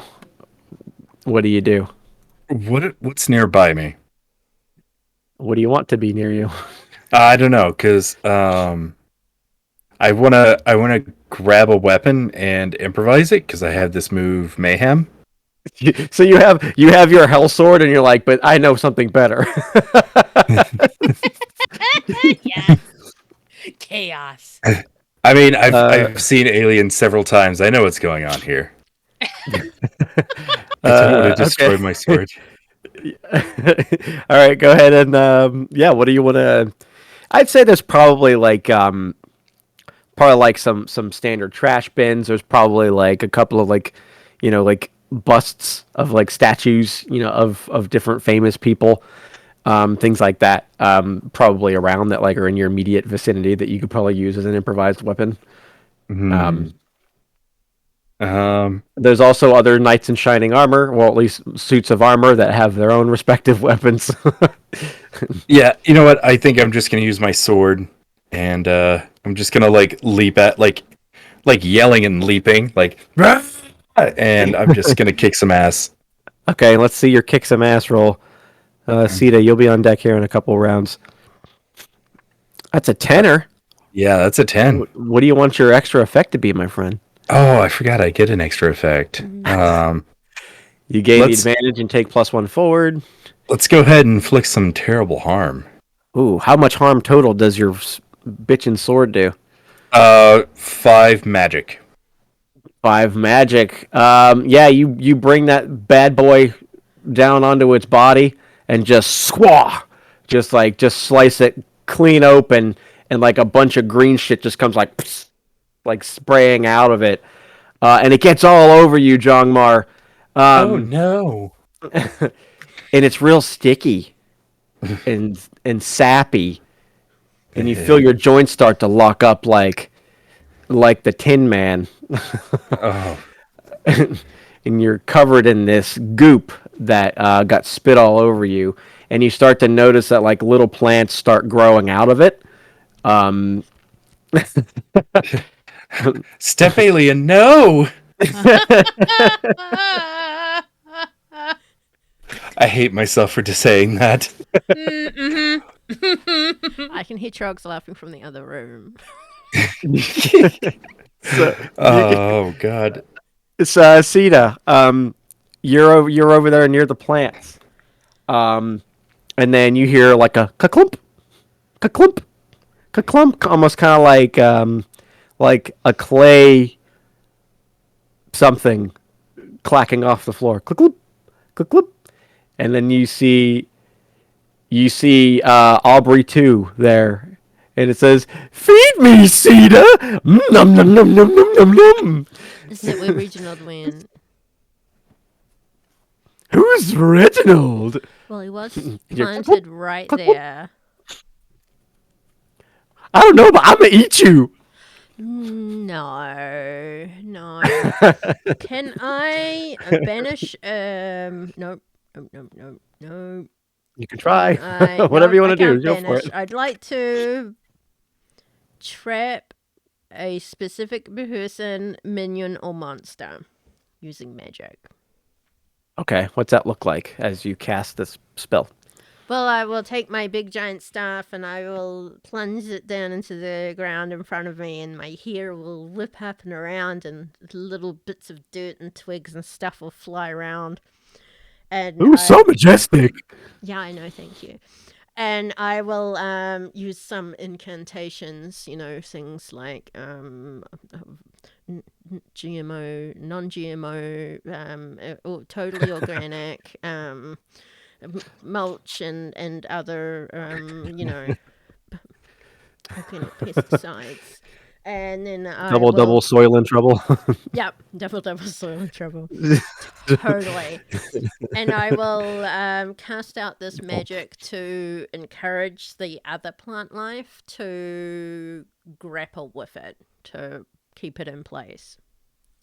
Go for it. Roll all right, roll plus weird, I'm assuming, for your magical spell for all the plant life. I rolled an 8. So all right, what glitch would you like? The effect is weakened, short duration, you take 1 harm, magic draws immediate unwelcome attention, or it has a problematic side effect. I would say the effect is of...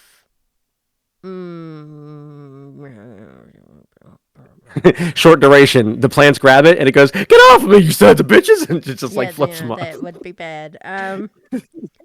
I would say it has a problematic side effect because that's always fun. Okay. Sure. Yeah. So yeah, all these. You see the one. I don't know if we ever gave a name to the other plant you were talking to, but that one just like grows out like a long vine and just like starts wrapping around Aubrey too, and pulling them closer to your plant friend, holding them. And you can hear Aubrey's like really pissing up a storm about it. Like they're very upset that they can't eat you right now. They're like trying to get at you. They're kind of like a chain chomp in Mario Brothers. They're right at the end of their chain, like nom, nom, nom, nom, nom, nom, nom, trying to get to you, but can't quite make it. Oh, I've seen this plant tie. I know where this is going. Yeah, but the problematic side effect is you. I think maybe you put a little bit too much juice into that spell. So while it can't get out of its spell, it goes, wait a minute. I've seen video games like this before, and opens its mouth and a fireball comes out, and it starts spitting fireballs at you. Jump, Zeta! Time it just right. Could you roll act under pressure, please, as a fireball comes careening at you? Just in the background. That's another 8. That's an 8. That's not too shab. Act under pressure. I'm gonna say either you're gonna get hit and catch a little fire, but it'll only be temporary, or it's gonna catch your staff and singe like part of it clean off. I'll take the pain. All right, so you're gonna take 2 harm, ignoring armor, as like you start to catch fire. But it wasn't it didn't catch you enough to like completely, catch full flame, so you can pat it out pretty quickly. But your staff is still perfect, still pristine. A nice. It's like, I'll get over here so I can eat what I cooked. It yells at you. No, I think we should have vegan barbecue. But I like meat. Well, I don't. I'll eat you. Oh, well, that could be arranged. Maybe we could take a little nibble of each other. You know what I'm saying? No. No. No. No. Obviously, So, plant. Adam, every time you make a it. character that flirts with Sarah, you always use this voice. do I really? Yeah. I don't know. Maybe there's like a mental connection. I don't know. It's either that or my Harry Carey voice. Yeah. So while you're handling that, we go to Chet and to Lucy, where you're being confronted by 2 suits of armor wielding lit up sabers. Yeah. So what do you do as they come charging at you, Chet? Choo, choo, choo, choo, choo, choo. Cowabunga it is. I'm gonna use the berserk move. All right, tell me about the berserk move. Go get him, Chet. Hold on, I gotta get to it. Hold on, clickety click. There we go. No matter how much harm you take, you can always keep going until the current fight is over. During a fight, the keeper may not use harm moves on you, and you cannot die. Woo! Aw. When the fight ends, all harm takes effect as normal. Oh no. I cannot die. I am become death. Okay, so what are you doing? All right. Yeah. You So go. what do you? All right. Well, Yeah. I'll charge towards the charging. They're on foot, right? They're not on horses or anything. No, no, no. They're not on horses. That'd be pretty cool, though. I should do that. I got something for that too. Okay. So There's an app for how that. tall? There is. How tall are these suited? Your standard, probably, like, I don't know, between 5 and 6 feet. Typical heighted fella or person in general. Outstanding. All right. Jet is going to charge up to them. He's going to go to the one on the left. He's going to go straight towards them first and veer suddenly off to the left and do like a baseball slide going in. Point his shotgun up right as he passes under, and, well, this is a very genitalia-generated story. And Yes, of course. boom, boom. On Okay. So how much damage do you do? Well, you have to kick some ass, I guess, to I gotta fire off your fire off your weapon. I guess it's At his tough roll as soon as gentleman's. it starts. Yeah, if you hit 3, they will magically have horses. Part of your things getting worse effect has already happened because I wasn't planning on having this many things be in the building at once doing stuff. It's gonna be like 1. It's not working. Did you roll? There's I a did now. there's a There we button go. for that. There is. It wasn't working, so I just improvised. What's your bonus to your kick some ass? Because you rolled a 9 with your just. It's a +2, so I just didn't add the 2. Okay, so yeah, what do you want your extra effect to be, my friend? I gotta find out what it could be. I guess. Where is it? There it is.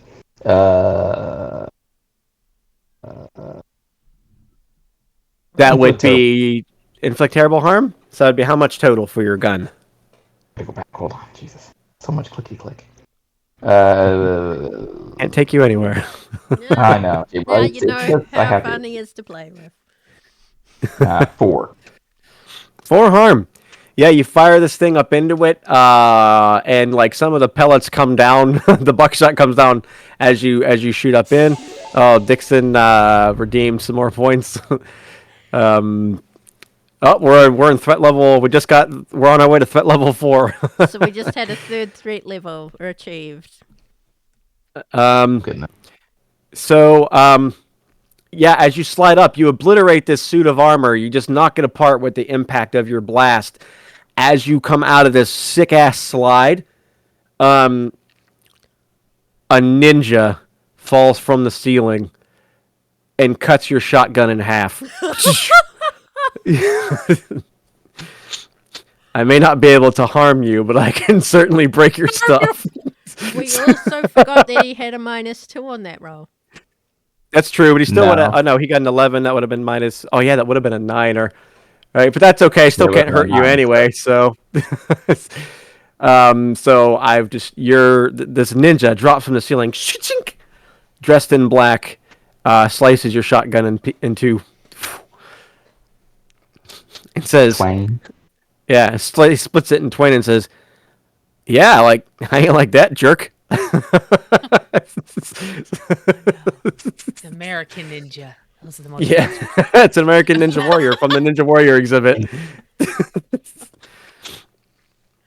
The American Ninja movies. I'm dangerous that way. As the ninja steps into the light, it's wearing a green suit and a blue mask over its eyes, and it has like kind of like a scaled looking backpack on. And it has another sword, looks like on its back that it hasn't pulled out yet.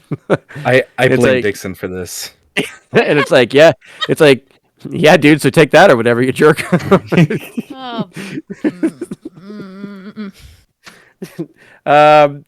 Lucy, you just saw Chet obliterate one of these suits and then have his gun cut in half. What do you do? Right. So there is one not lightsaber wielding person and a ninja. A ninja reptile. Oh yes, you're right. Not a it's some sort of yeah. Legal. Okay. Okay. She's going to try. I'm going to click this here. She's going to use Hex, which means that if she uses magic, she has an additional effect. Okay. Sounds good. So let's see it. Okay. First, she's just going to roll to see if the magic works, and we will take it from there. All right. Let me see. Okay. That is okay. So and yep, roll with that. Nope. That's great. Okay, so I guess I'll do the effects first, and then we'll figure out the glitch. Sure. Okay. So the initial effect that she'd like to do is she would like to just straight up inflict harm. Okay. What does that look like when you do it? Yeah. Oh God, she's a little embarrassed by this because it looks like a skull. Where she just like focus her energy and it turns into the skull and she's pissed about it, but it's also the most effective and it kind of shoots out of her hand and like starts chomping. Sick. Yeah. All right, you're gonna inflict harm. That's the 2 harm, ignore armor. Okay. What are you shooting at? The ninja reptile or the or the suit of armor? What? She's going to that will go. Can she aim at 2 different things, or is both going to affect the same? The additional affect the same person. I'm sorry. Can you ask that question again? Oh, sure. Okay. So using her hex, she has an additional effect. Yes. Is that all on the same target, or can she split it? I couldn't. Sure, we could split it. Why not? Sure, let's Fantastic. have some fun. Okay, so the skull is going for the turtle, not turtle. Okay. Just a munching at him. Yeah. And then the additional effect she'd like is to, and tell me if this is possible, because this is her plan, is one of the things she can do is the target breaks something precious or important, and she sure would love for him to fumble his not lightsaber and bust it. Yeah, sure.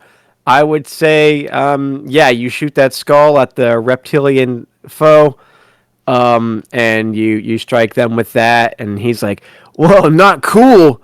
I'm gonna slice and dice and chicken fried rice you turd." And then when you hex the other one, it's like doing like all cool tricks with it. It's like, yeah. She goes, "Who are you trying to impress?" Like just real deadpan, cutting him to the core. Yeah, without a face, you can still tell it's quite upset about what it just did. Yeah. What do you want your effect to be? Your glitch to be? Oh, okay, let's see here. Oh, you know what? She'll just take 1 harm. That's fine. She's hurt personally that her magic looks like Oliver. Okay, yeah, it hurts. You kind of hear Oliver just screaming somewhere in the darkness. No. She's like, oh no! And it does. What have I done? It deals emotional damage. Ignore armor. I've made a horrible mistake. Why am I like this? So you've done that. Very good. Jongmar, a random glowing stick of light just like flings off towards your direction as you have these little plantlings growing all over you. You just see it just like land, tick, tick, tick, tick, tick, tick, zoop, and the light goes away. What do? There's currently nothing in front of you to attack because you've slewn it. But you also hear off in the distance, you see flashes of fire off on the other side of the room. Yeah, I and don't see crying in the distance. I don't do the fire thing. Because ice.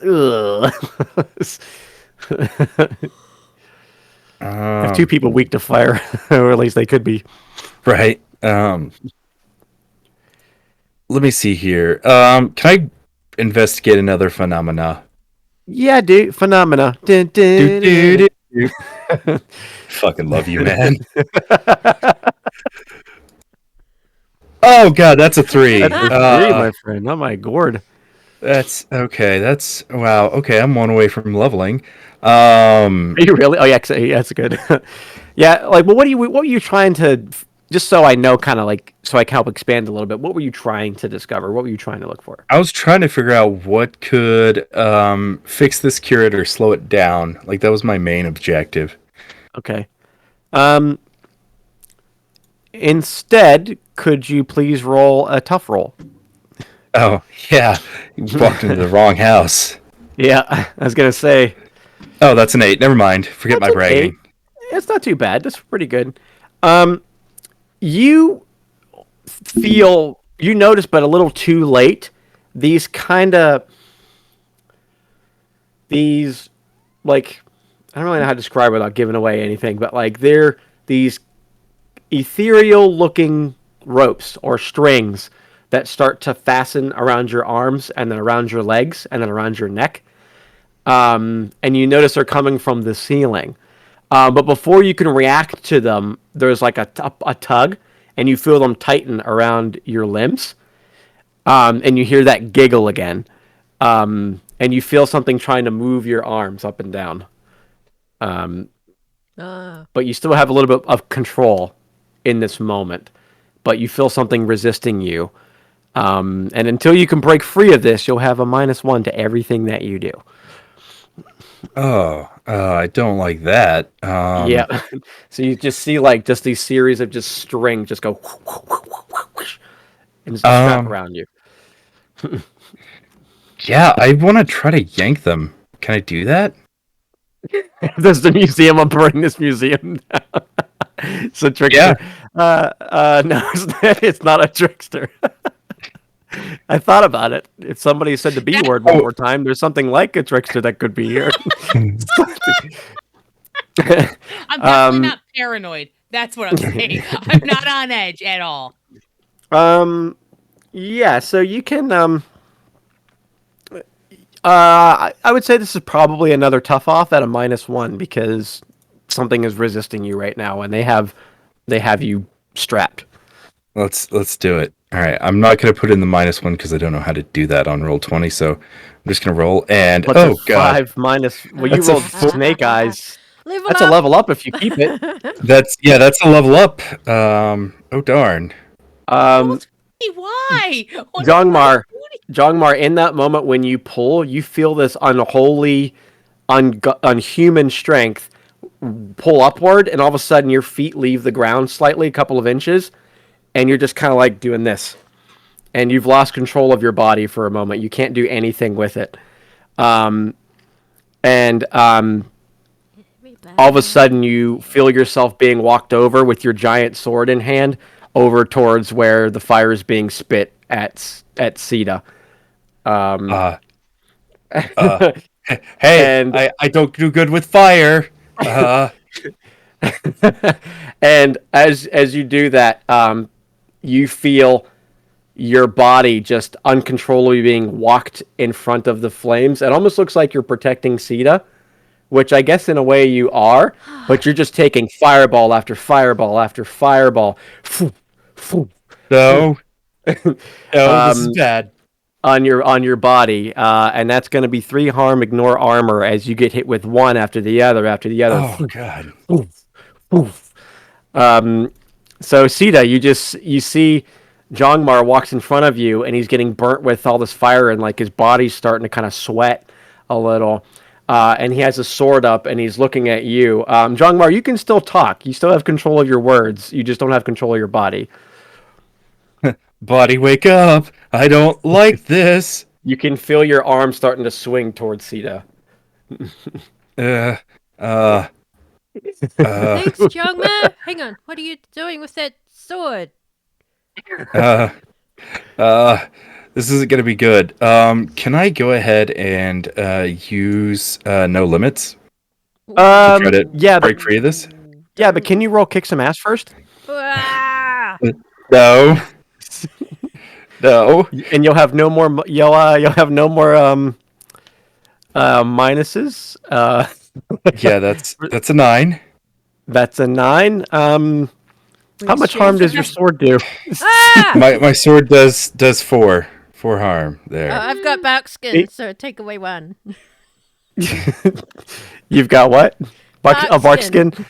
All right, so you take just like this giant sword comes down and crashes against your bark skin for 4 harm minus your armor, and then you feel your body start to kind of come back to you a bit, Jongmar, but you still have the strings wrapped around you. So you will have action, you will have agency over your body again, but you still feel something is constantly pulling at you to keep you from doing the things that you want to do. Sita, you just got slashed by a giant fucking sword. What do you do?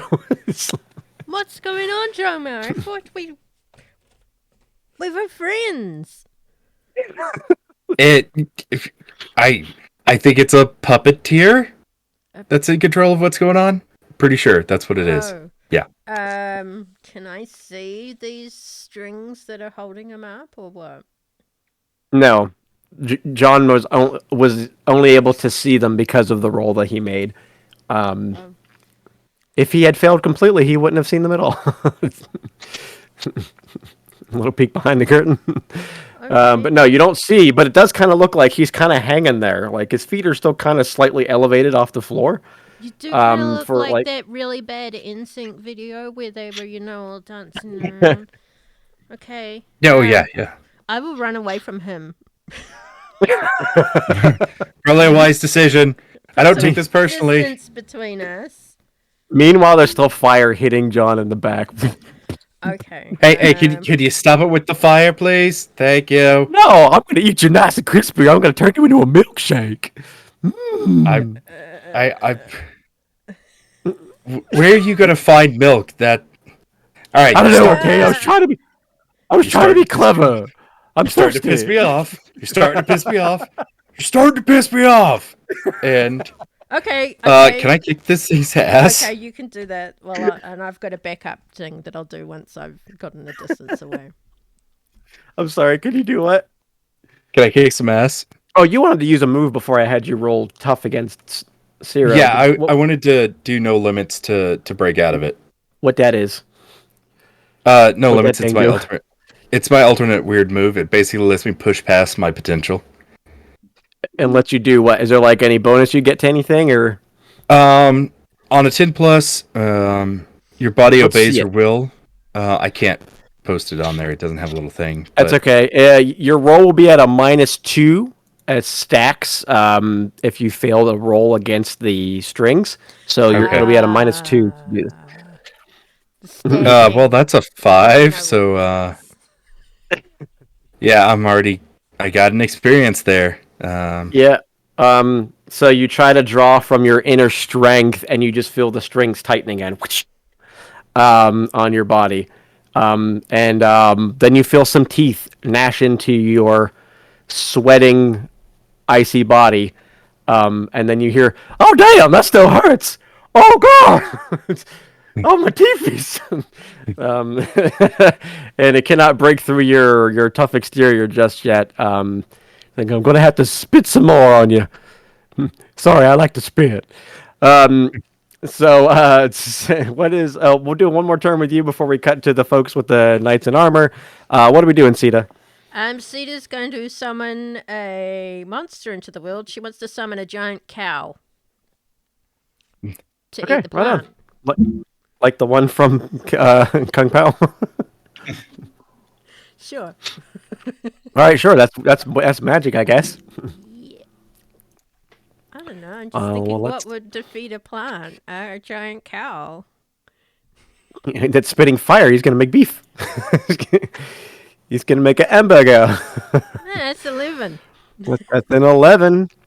So you summon a cow, a giant cow, like a big one. Yeah, a big cow, big enough to eat this giant plant. Yeah. Yeah, it shows up out of nowhere and then just like bites Aubrey 2's entire face off, like in that movie Face Off. And Aubrey 2 is Aubrey 2 is no more. It just goes bloop. And it's like, hey, thanks thanks for summoning me. I was quite hungry. That's very nice of you. Thank you, Sita. Oh, you're so welcome. sweet. There's a plant around here called Reginald. If you find him, you can have him too. Oh, will do. Yeah, I'll go sniffing around. Okay. And just starts walking around looking. And then she'll run over to John Maher and just see if he's okay and try and help him. Okay. Yeah, no, not okay. Uh-oh, Dixon summoning he who shan't be named 3 times.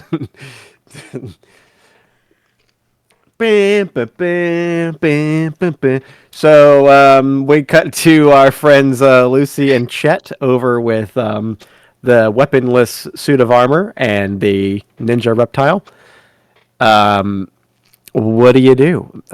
Chet, you just got your shotgun cut in half. What do you do about that? Cry. Later. You hurt Matilda. Oh, no. How dare you? You hurt Matilda. Throw sections down. That butter there knife. Oh. That is big old knife that he has. Dance, boy. I'm gonna gut you.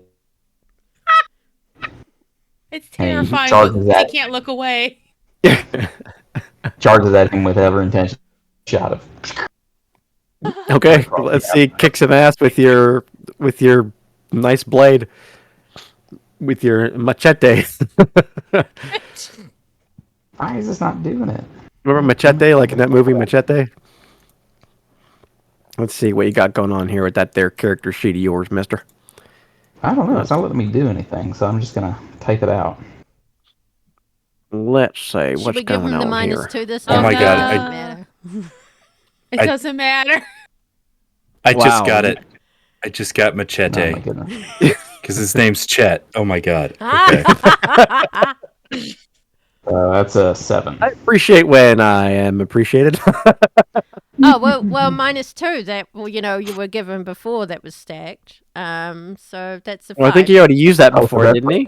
I used that before, yeah. That Did brought me you? down to a, what was it, 9 before? Yeah, we ended up Mhm. taking Yeah. it to a 9. Oh, I yeah. thought you gave him extra damage, so that's why. Okay, we'll say it's used. There we go. Oh, I just practiced your roll. It worked for me. I think he's having just not working some for me. issues with Roll20 itself. Okay. That's good to know. Well, yeah, for future reference, it at Little least does selfish. work. Okay, yeah, that's okay. Yeah, so so you got a 7, you said, right? We So you slash him in the gut. What does that look like when you gut him like a reptile? It looks horrendous. Just blood and gore. He's like, "Ah, If it's bro, a- that's like if- blood and gore, and more blood and gore, dude. There's more where that came from. I don't like it, bro." And then he drops to the ground, and then tells you to watch out for the werewolf behind you. Look out Whoa. behind you, bro. And you look behind you, and Lucy, you see just forming out of nowhere, and like kind of like a tornado like wind. You see a werewolf with 8-pack abs and a name tag that says J from State Farm, Jacob from State Farm. It's a werewolf. They sponsored the exhibit. Yeah. Yeah. It says Team Jacob from State Farm. Huh. And he's wearing khakis. Of course. Question. There's still one other, the one without the lightsaber, right? Yep, it's just standing there, like kind of just like not sure what to do with itself because like no one's fighting it. It's just Yeah. like, So Lucy's thought is, Chet would be upset if I stole any werewolf action from him. So she feel like what she's gonna try to do, and I'll pop this on here. She's gonna try to jinx the other the suit of guy. armor. Okay. Yeah. Let's see it. We are going to roll this. Be cool. Yep. Do it. Ah, Wow. nuts. Boy, you guys are rolling a lot of dog shit today. Yeah, it's not great.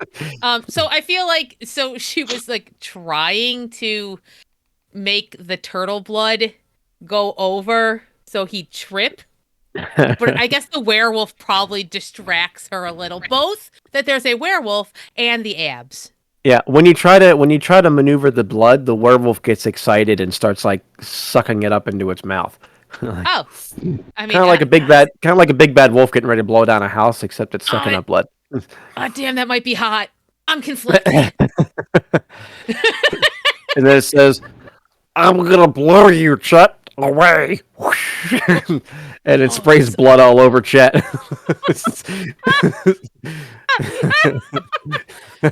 Chad, it didn't go the way I wanted it to. I'm gonna be honest. Sorry, Oliver.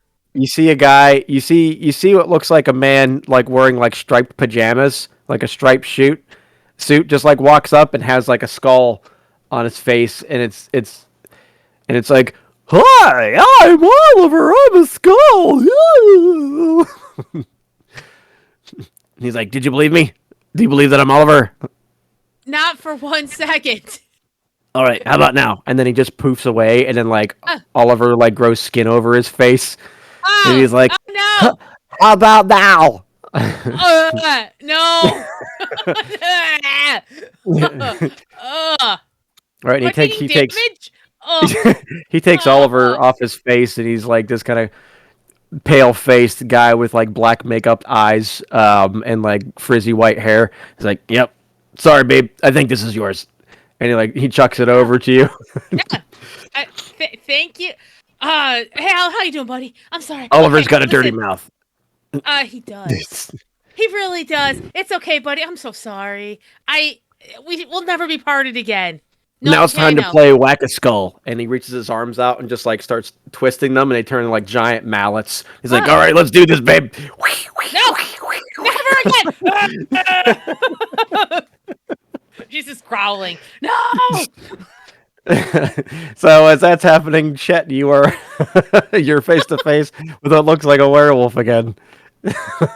What do you do? I knew it. All right, let's go, boy. And he will just charge the werewolf just like he did the ninja. Okay. Go ahead and do kick some ass against the werewolf with your blade. Is it a silver blade? No, of course not, because I didn't select that option because I'm an idiot. You hate werewolves and you didn't bring silver? Right? Crazy. Who would have thought? Didn't we have this combat last time? He's like, yeah, the worst thing. Who would've Do you want me to roll your kick some? Do you want me to roll your kick some ass for you? Could you please?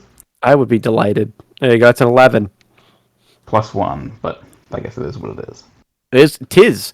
So what would you like your extra effect to be? You could inflict terrible harm, suffer less harm. Oh, terrible harm. Terrible harm. Terrible harm. All right, how much harm does your kniff do? Your machete? Exactly 1 harm. So you cut through it. Don't you have like a move that lets you hurt things if it's a +1 when you're investigating your prey? Okay. Is that your signature weapon? No, it's not. The shotgun was. Oh, damn. Oh, I didn't realize I broke your signature. I'm sorry. Yeah, that was, you son of a bitch. I'm sorry. All good. If we there's if we can ever. Oh, I was going to say if Chet and John can ever reconnect, John has a spare shotgun that Chet can use. Yep. And a non-copyrighted saber of light near him. Yeah. So yeah, you cut through you cut through the belly of this creature, and then in like a puff of smoke, you see you've just slashed through like a beautiful white dress, and you see Julia, and she goes, "Now why would you do that? I was flirting with you. I told you I was gonna blow you. I just happened to have my mouth full when I was saying it. Why would you do that?" And she takes out the name tag. She says, "Oh, I grabbed the wrong name tag. I'm sorry."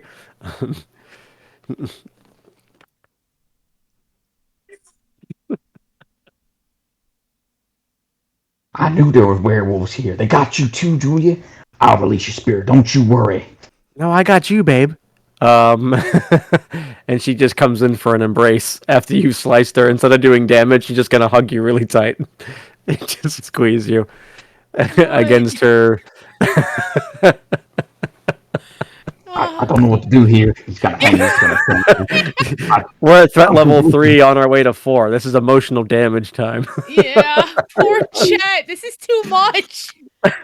Is she gonna bite him? If we get to level 4, will she bite him? If we get to threat level 4, if we get past level 4, then yes, I think that there will definitely be some biting going on. Oh, this seems personal. Me and Oliver are just gonna take off. Lucy, a giant mallet is about to come down and land on your body. Would you roll act under pressure, please? Yeah, that sounds good. You see, just like.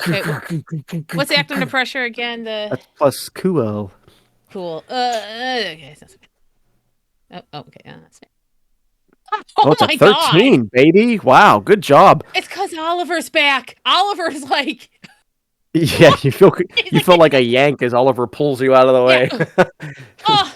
He's like, you. "Hey, I thought we were friends, you little bastard."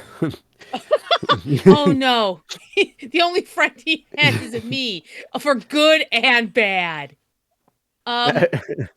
She would love to try to use magic to banish him. Would that work? Hey, don't you try to use magic to banish me. Don't you put me back in that little model car set, that model town. Yeah. I don't want to go back there. Oliver's just like, banish him, banish him, banish him. He's trying to take my stuff. Okay, you won't. No balls. You won't do it. Oh, yeah. Okay. Gentlemen, please. Oh, my God. I just need a second to concentrate. Oh, my God. Okay.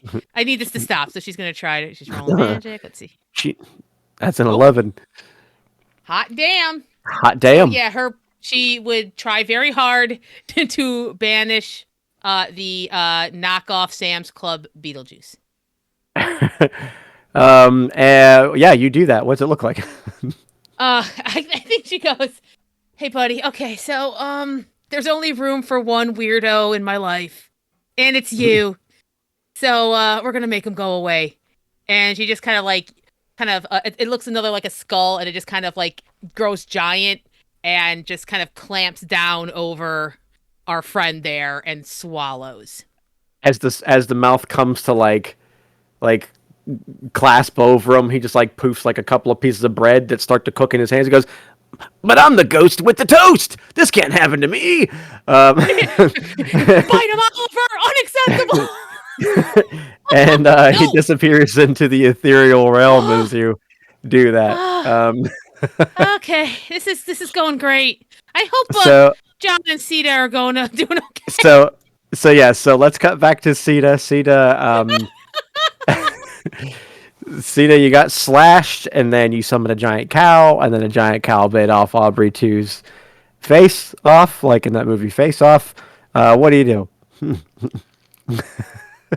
Well, she will pull out some moss and some other little bits of leaves and herbs and spices, mash it all up, and then rub it all over Jean-Mar's wounds, his burns, and see if she can heal him for, how much do you heal for? Oh, yeah.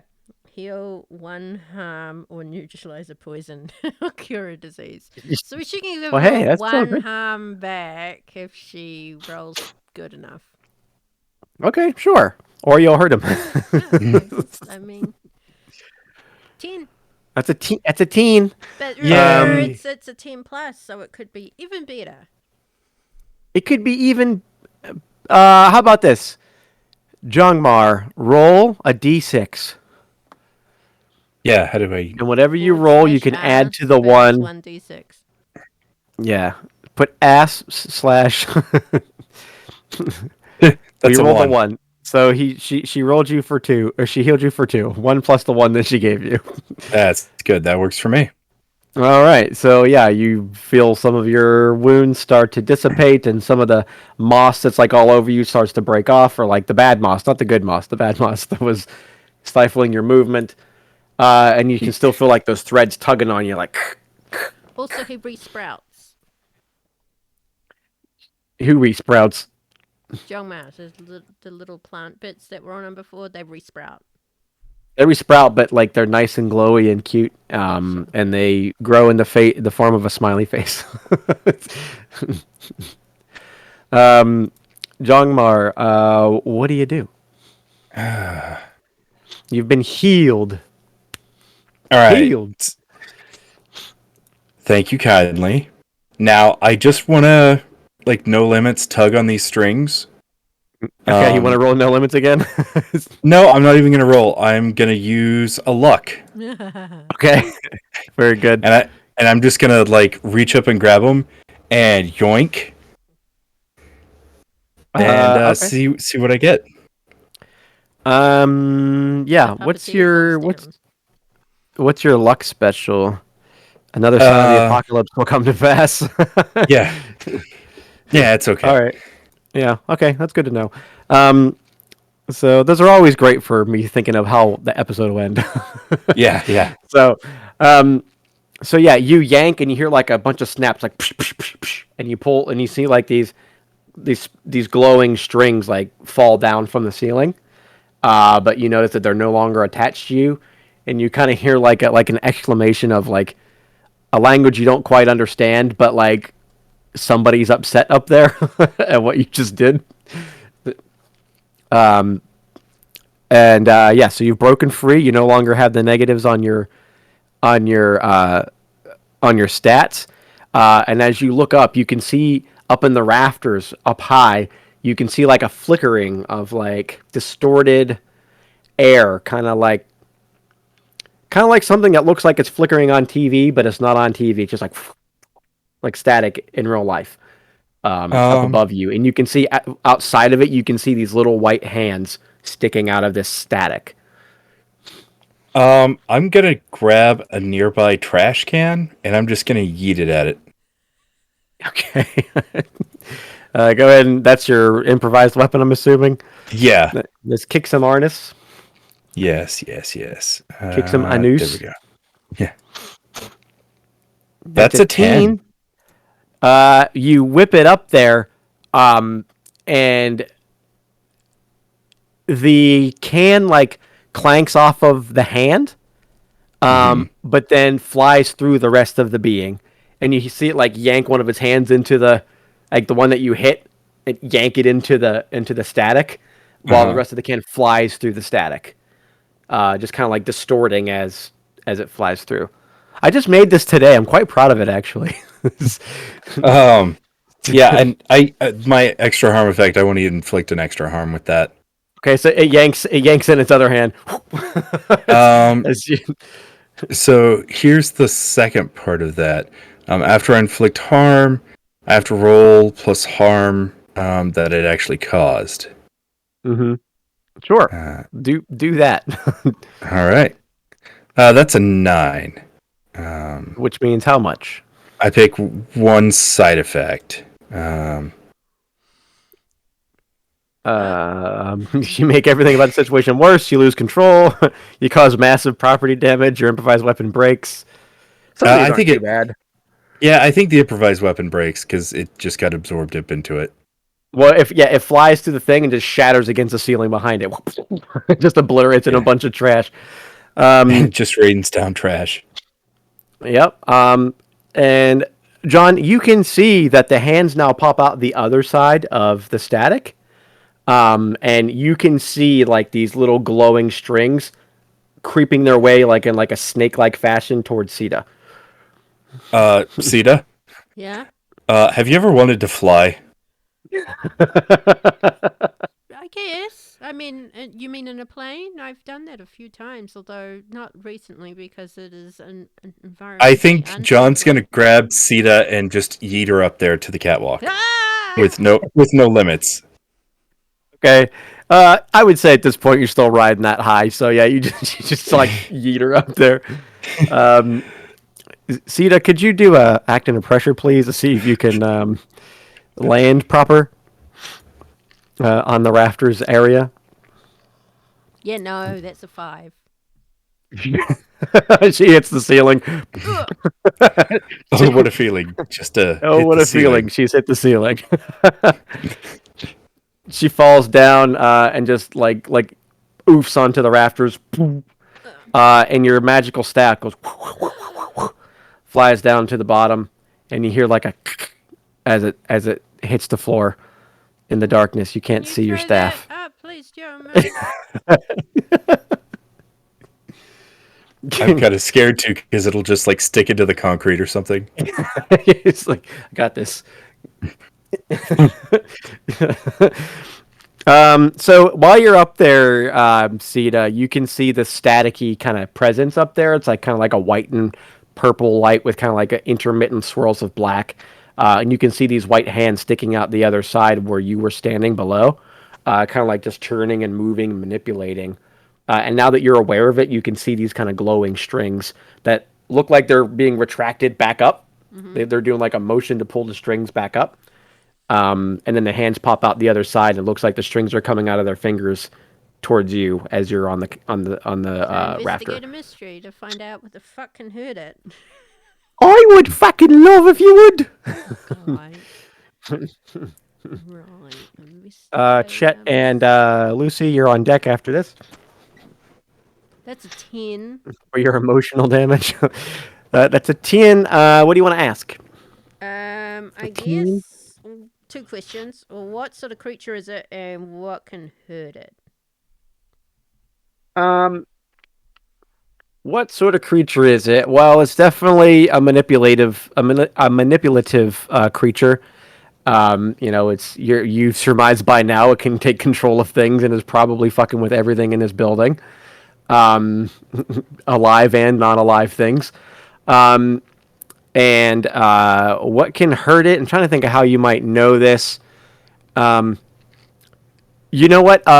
In the last movie night that you guys all had with Aunt Samantha, she had one called Aunt Samantha versus the Lady in the Water, or the Lady of the Lake. Excuse me, the Lady of the Lake. She ends up taking the Arthur's sword for herself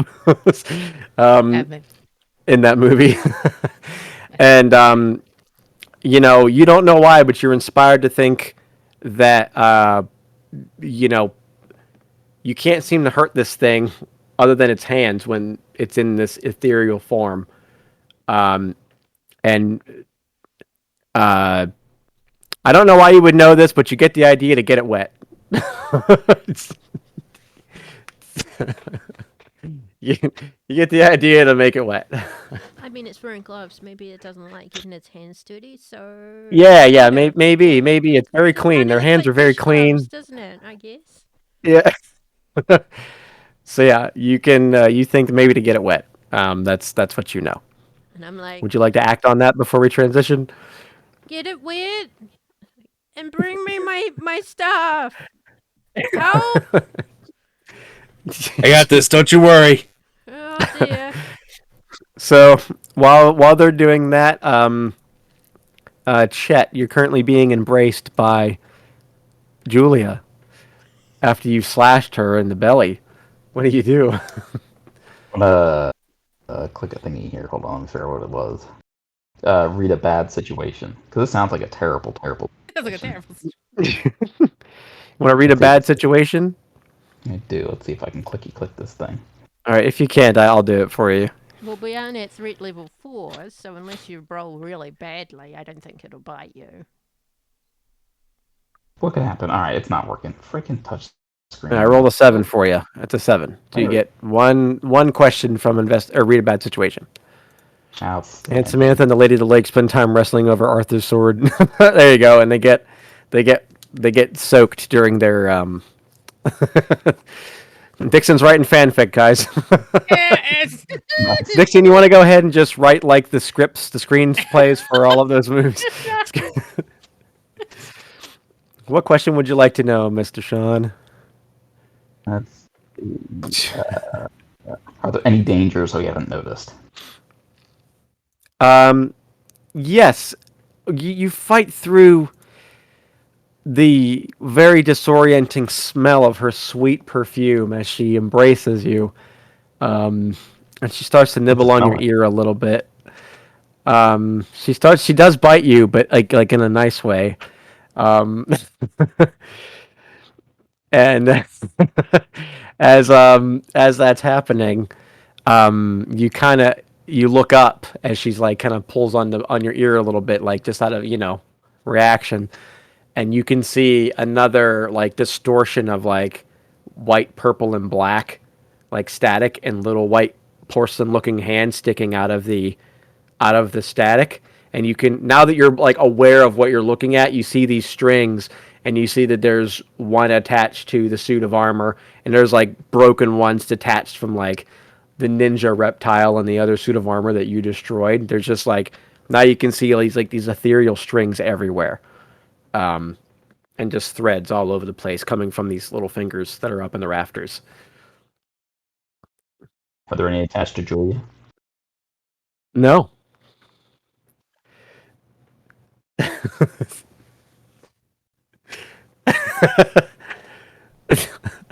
Julia, look, yeah, there's something up there. And he grabs her and kind of pulls her back out from underneath the. Oh, my hero! Just as you yank her, like you see, as you yank her, these like golden strings come down and just miss her. She's like, "Oh, I'm gonna have to go wolf for this. Is that gonna trigger you, or should I just stay human?" What? You know what? I'll just say it like this. You got this. I'll be over here, okay? I'll just avoid the strings, all right? You got this. I believe in you. So, while she's doing that, Lucy, what do you do? This is a complicated relationship. Would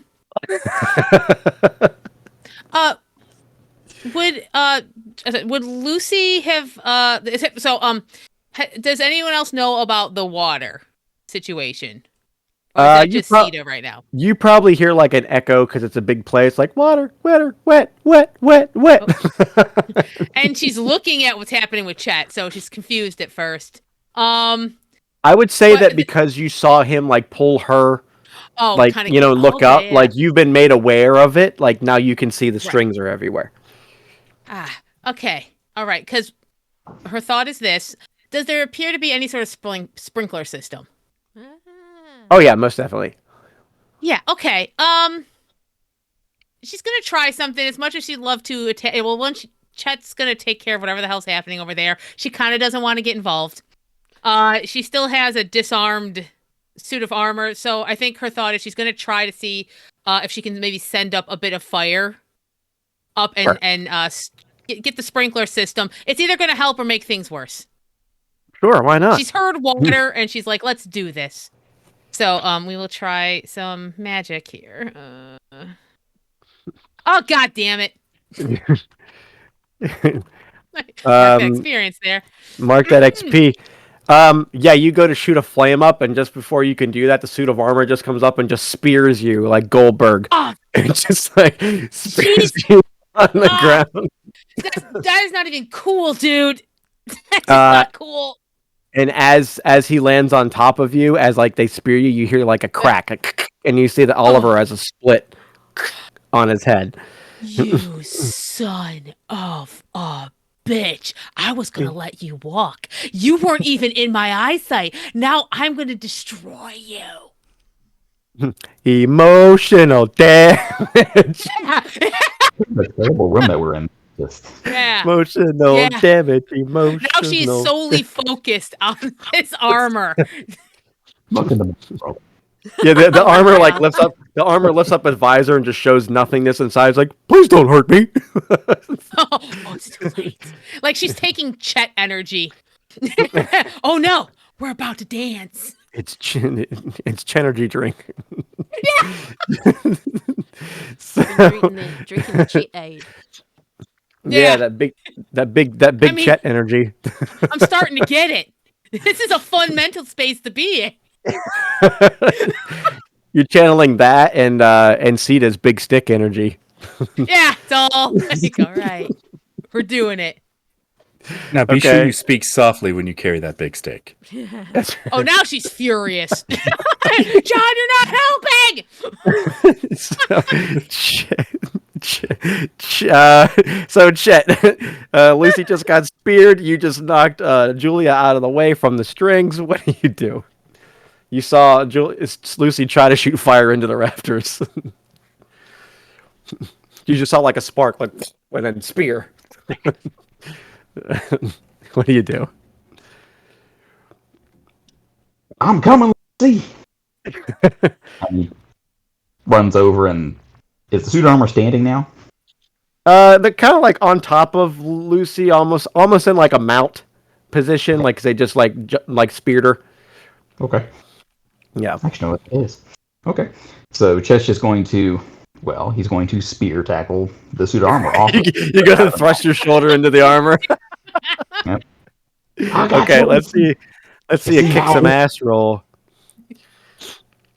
Let's see it. Can you do that for me? Oh yeah, I'm sorry. I apologize. I heard him growl. I heard it grovel. I heard it.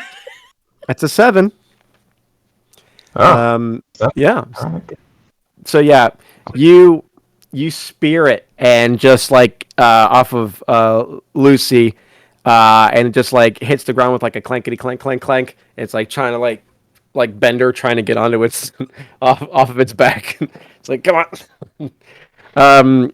And so could you please roll a tough roll again? Actually, I'll do it for you. I'm sorry. That's a nine. That's okay. I'm happy to do it. So again, you see those. You can see them now, and these strings come down, just whip around you real fast, around your arms, around your legs, around your neck, and you feel your body start to levitate off the floor a little bit. But you still have some agency over your body. But you can feel that whatever those hands are up there are trying to pull you and take control of you. You're not gonna get me. You're not gonna get my knife. And you hear Julia calling, like, "You got this, babe. I believe in you." Don't you worry, Julia. I'm coming back for you. You, Matilda. Oh, I don't worry about. Who's Matilda? That bitch. Who's that? So while you're doing that, Lucy, Chet spears the suit of armor off you, and it's trying to get up. What do you do? Lucy will walk over to it with her .38 revolver and put it right up against the temple of the armor and be like, you leave Oliver alone. I'm sorry? And she'll pull the trigger. Okay. I don't know how you could. I don't know how you could possibly miss that shot. We'll see. We'll see how this goes. Yeah. Okay. Let me just roll this. Be cool. Let's see. Oh, God damn it! What did you roll? 6. How did you miss? Oliver gives you a bonus for being close. You know what? Why don't we? How about I give you advantage? Re-roll because Oliver's cheering you on. Yeah, let's do this. Don't worry, babe. I got it. Yeah, that's better. That's a 9. Yeah, you blow its non-existent brains out. Yeah. And then I put Oliver on the shoulders. Oliver kind of, you get the sense that he feels tall. Yeah. I told you. You could have walked. Yeah. Oh, I'm tired now. Is this you all the time, Chet? You turn around, you see Chet like dangling, like with like a bunch of strings attached to him. Oh shit! Okay, I'll help you. Sorry, I had some personal business, Chet. Yeah, I'll get. You're right up on the next on the list. All right, take your time. Yeah, okay. Right. No, don't worry. Thanks for not stressing me out. All right, Chet, you're up, and then Jongmar, you're on deck after this. Chet, what do you want to do? You're currently dangling. I'm a dangling. You're dangling. With like Officer Dangles. I was just thinking. I was trying to think how to carry that. Officer Dangles. All right, here. I can see the threads coming down. I'm dangling. Have some minor control.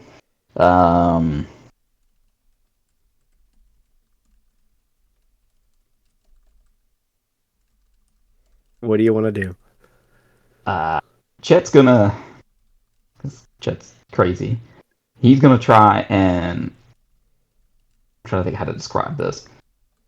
See if he's wrapped around. He's gonna try and grab the strings with his hands and just try and climb himself up towards the top. Oh, interesting! What an interesting move. Okay. Why don't? Why don't we just make that into a tough roll? Because you're trying to lift your own weight to like climb up the strings and do like some army climbing, So why don't we make it into a tough? Is that what? Yeah, let's do that. That's a 14. You rolled double 6s plus 2. You just see Chet even at a -1, that's a 13. He's still just fucking no leg in it, just arms. I'm coming for you. Now. He's fucking climbing up. You can hear Julia swooning in the background. It's like, oh my, how strong. He's definitely worth biting. As you climb up to the rafters and you hear a gasp from this little staticky portal, huh? And you see the hands kind of they start to express themselves the way Thing does from the Addams Family. You can tell just by the fingers alone that they're quite distraught about what's happening. You're like, huh? And you climb your way up their strings. I never would have thought anybody would have done that. Yeah, Chet never skips arm day. That was a fucking wicked move, man. Hey, take 2 more experience points for that. That was awesome. That was killer. I never thunk anybody would do that. No, Chet is a killer. That was pretty fucking cool. So yeah, like, Jongmar, you see, I think you just chucked a thing up at a garbage can up at the critter up there.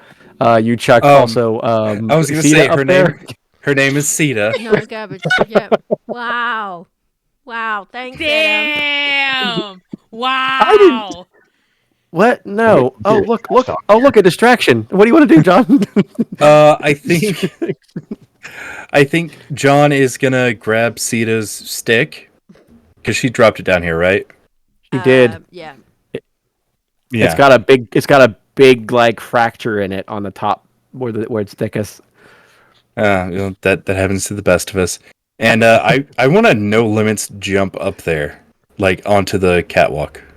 Okay, you gonna roll no limits again, or you gonna luck it again? I'm gonna roll no limits. Let's do this. All right, take a +1 because you can use her stick to help. What? Yes. I don't need it. I don't fucking need it. He just jumps up like the Incredible Hulk. I just self-yeeted. Yeah, Or jumping why as they call it. up there now? Wait he a takes second. he takes up 2 spaces at once like Popeye, and it just picks himself up and just throws himself up there. Yeah. Why is just everyone grabs on the himself. ceiling but me? Yeah, and so you just landed up in the catwalk. You feel it start to bow underneath your feet a little bit, like,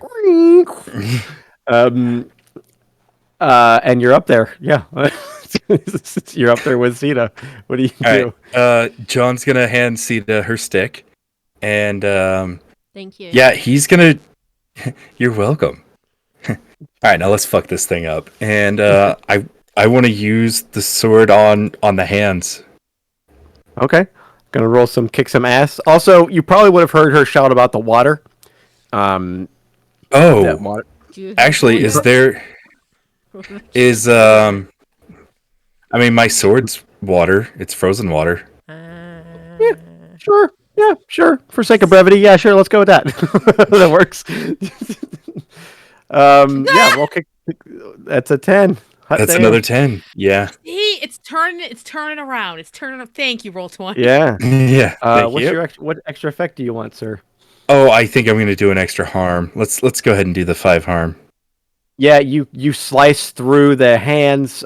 They lob off as you cut through this static. All of a sudden, the static dissipates, and you see kind of like a thrusting motion from this creature that gets like pulled out of it.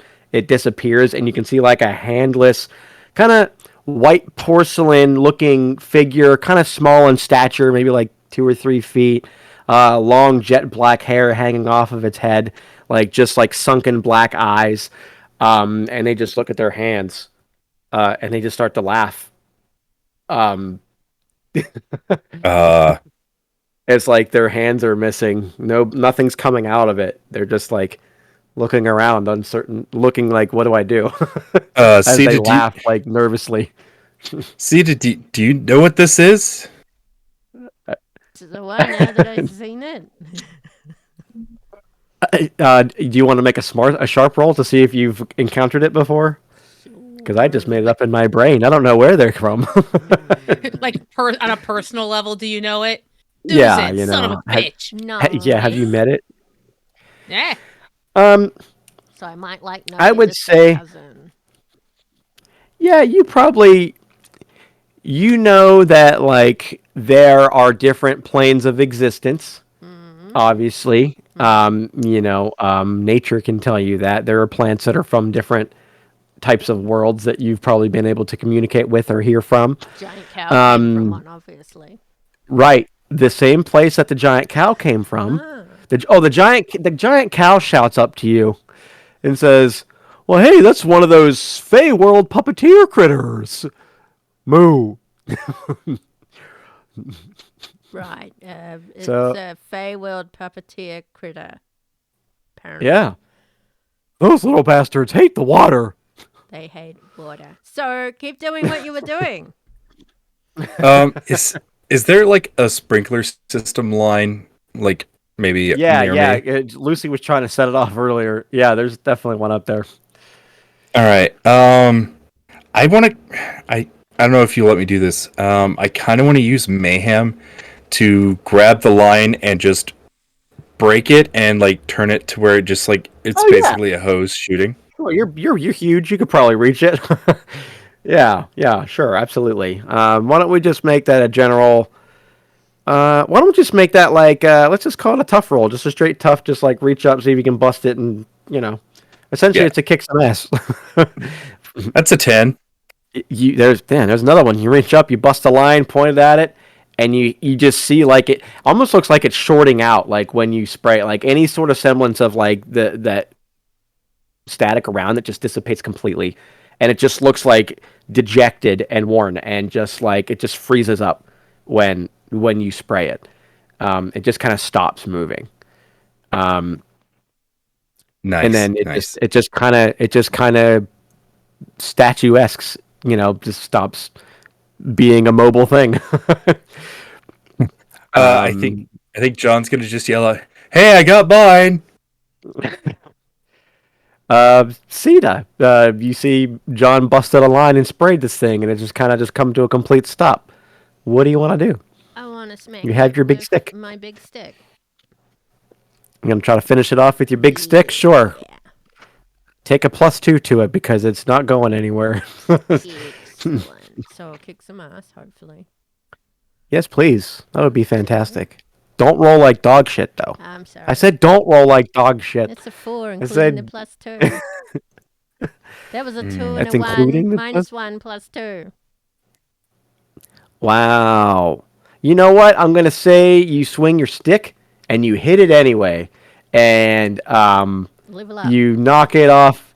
You knock it off of the rafters, and as it falls off the rafters, its little cute little doll-looking shoes catches onto your stick and takes it with it down to the floor. And you just hear like a loud as it hits the ground. And you've defeated that particular one. Good job. How did that go again? How did one go again? The falling thing when it hit the ground. Well, it goes. It's like from Game of Thrones, Kirk. No, anybody? Okay, sorry, that's dated. So as you knock it down to the ground, Sita, you can see down below that it is just shattered into a bunch of different pieces and just kind of like bounced all over the floor and just little shards. Your stick, I mean. No, I mean the creature, not your stick. Bye. No, your stick is just laying in the middle, covered in puppeteer dust. It seems to be fine from where you're standing. A little band-aid, it'll be good as new. So we go to Lucy. You just you shot the head off of a suit of armor and put Oliver on top of it. You look over your shoulder just as you see Chet just climbing up his own ropes. Oh. To the rafters. Oh shit. Okay. Hearing Julia cheer him on. You can do it. Okay. Fantastic. So I think what she is going to do, I'll put this back here again. She's going to try to jinx Chet in that she can help a hunter by giving them one forward, by interfering with the idea. So she's going to try to concentrate and not mess Chet up. But help Chet. As you say that, and like Julia comes up and puts her hand on your shoulder, and she says, "So is he like seeing anybody, or?" Oh no. Runway's clear. Go for it. Oh, I will run it so hard. Yeah. No, I think he needs that in his life right now. She's like extra inspired. Yeah. Being a curator of a crazy museum like this is so stressful, and it'd just be nice to have someone to hang out with. You know, maybe howl at the moon with. She having rolled 13. That 13. Lucy goes, keep your eye on him. He's about to do something really cool. I can feel it. And she she helps a hunter by giving them a +1 forward by interfering with the enemy. I think let's see here. So he's going for the puppeteer. Yep. Yeah, I think if there's a way that she can try to manipulate the strings a little so they pull the puppeteer out a little more. So Chet, like, it looks like Chet's kind of like personally ripping them out of the dimension. Yeah, sure. I think if anything, that would also give Chet like a little bit more of a hold to like do something wicked. Yeah. So yeah, she's for making sure. it so it doesn't look like she's doing anything. She's like doing it with her other hand. You know, she's like, holy, look at him. He's pulling it out like just by himself. Oh man, I swear to goodness, I know we're supposed to get them wet, but something else too. You know what I'm saying? Lucy will legit wink back, like, yeah. She starts howling. She's like, "I'm looking at a full moon right now." As he climbs up there, ow! He never skips arm day. Oh my god! Go get him, Chet! You're doing great. By the way, have you seen Aunt Samantha versus the Lady of the Lake? That was awesome. So you cast that spell. Chet, you're climbing up there like fucking Chuck Norris. You get up to the top of the rafters. You see these arms sticking out. You see the fire. You see, across the way on the rafters. You see Jean-Mar like spraying one of these things with the water from the sprinkler system. You see the arms are pulled farther out because of your awesome might and nothing else that helped you at all to do that. Julia's watching. What do you do? Does Chet know about the water thing? Oh yeah, you've heard about the water. This is your moment. This is Chet's moment to be the hero that no one deserves. It's like, also water affects them. He knows that, but I'm just reminding him because he's so singularly focused on just taking care of the threat that threatens you. What of this thing is hanging out? It's arms. Just its arms? Like it's forearms. Yeah, it's because of your unbelievable, incredible, amazing, other Marvel superhero adjectives, abilities, your incredible power. It's all you, Chet. All right. You're spectacular, unbelievable. I'll take a page out of John's book, and clearly there's up on the rafters. There's going to be sprinkler pipeline going through. Sure. So using this awesome momentum, of course, that he has, because singularly it's all him.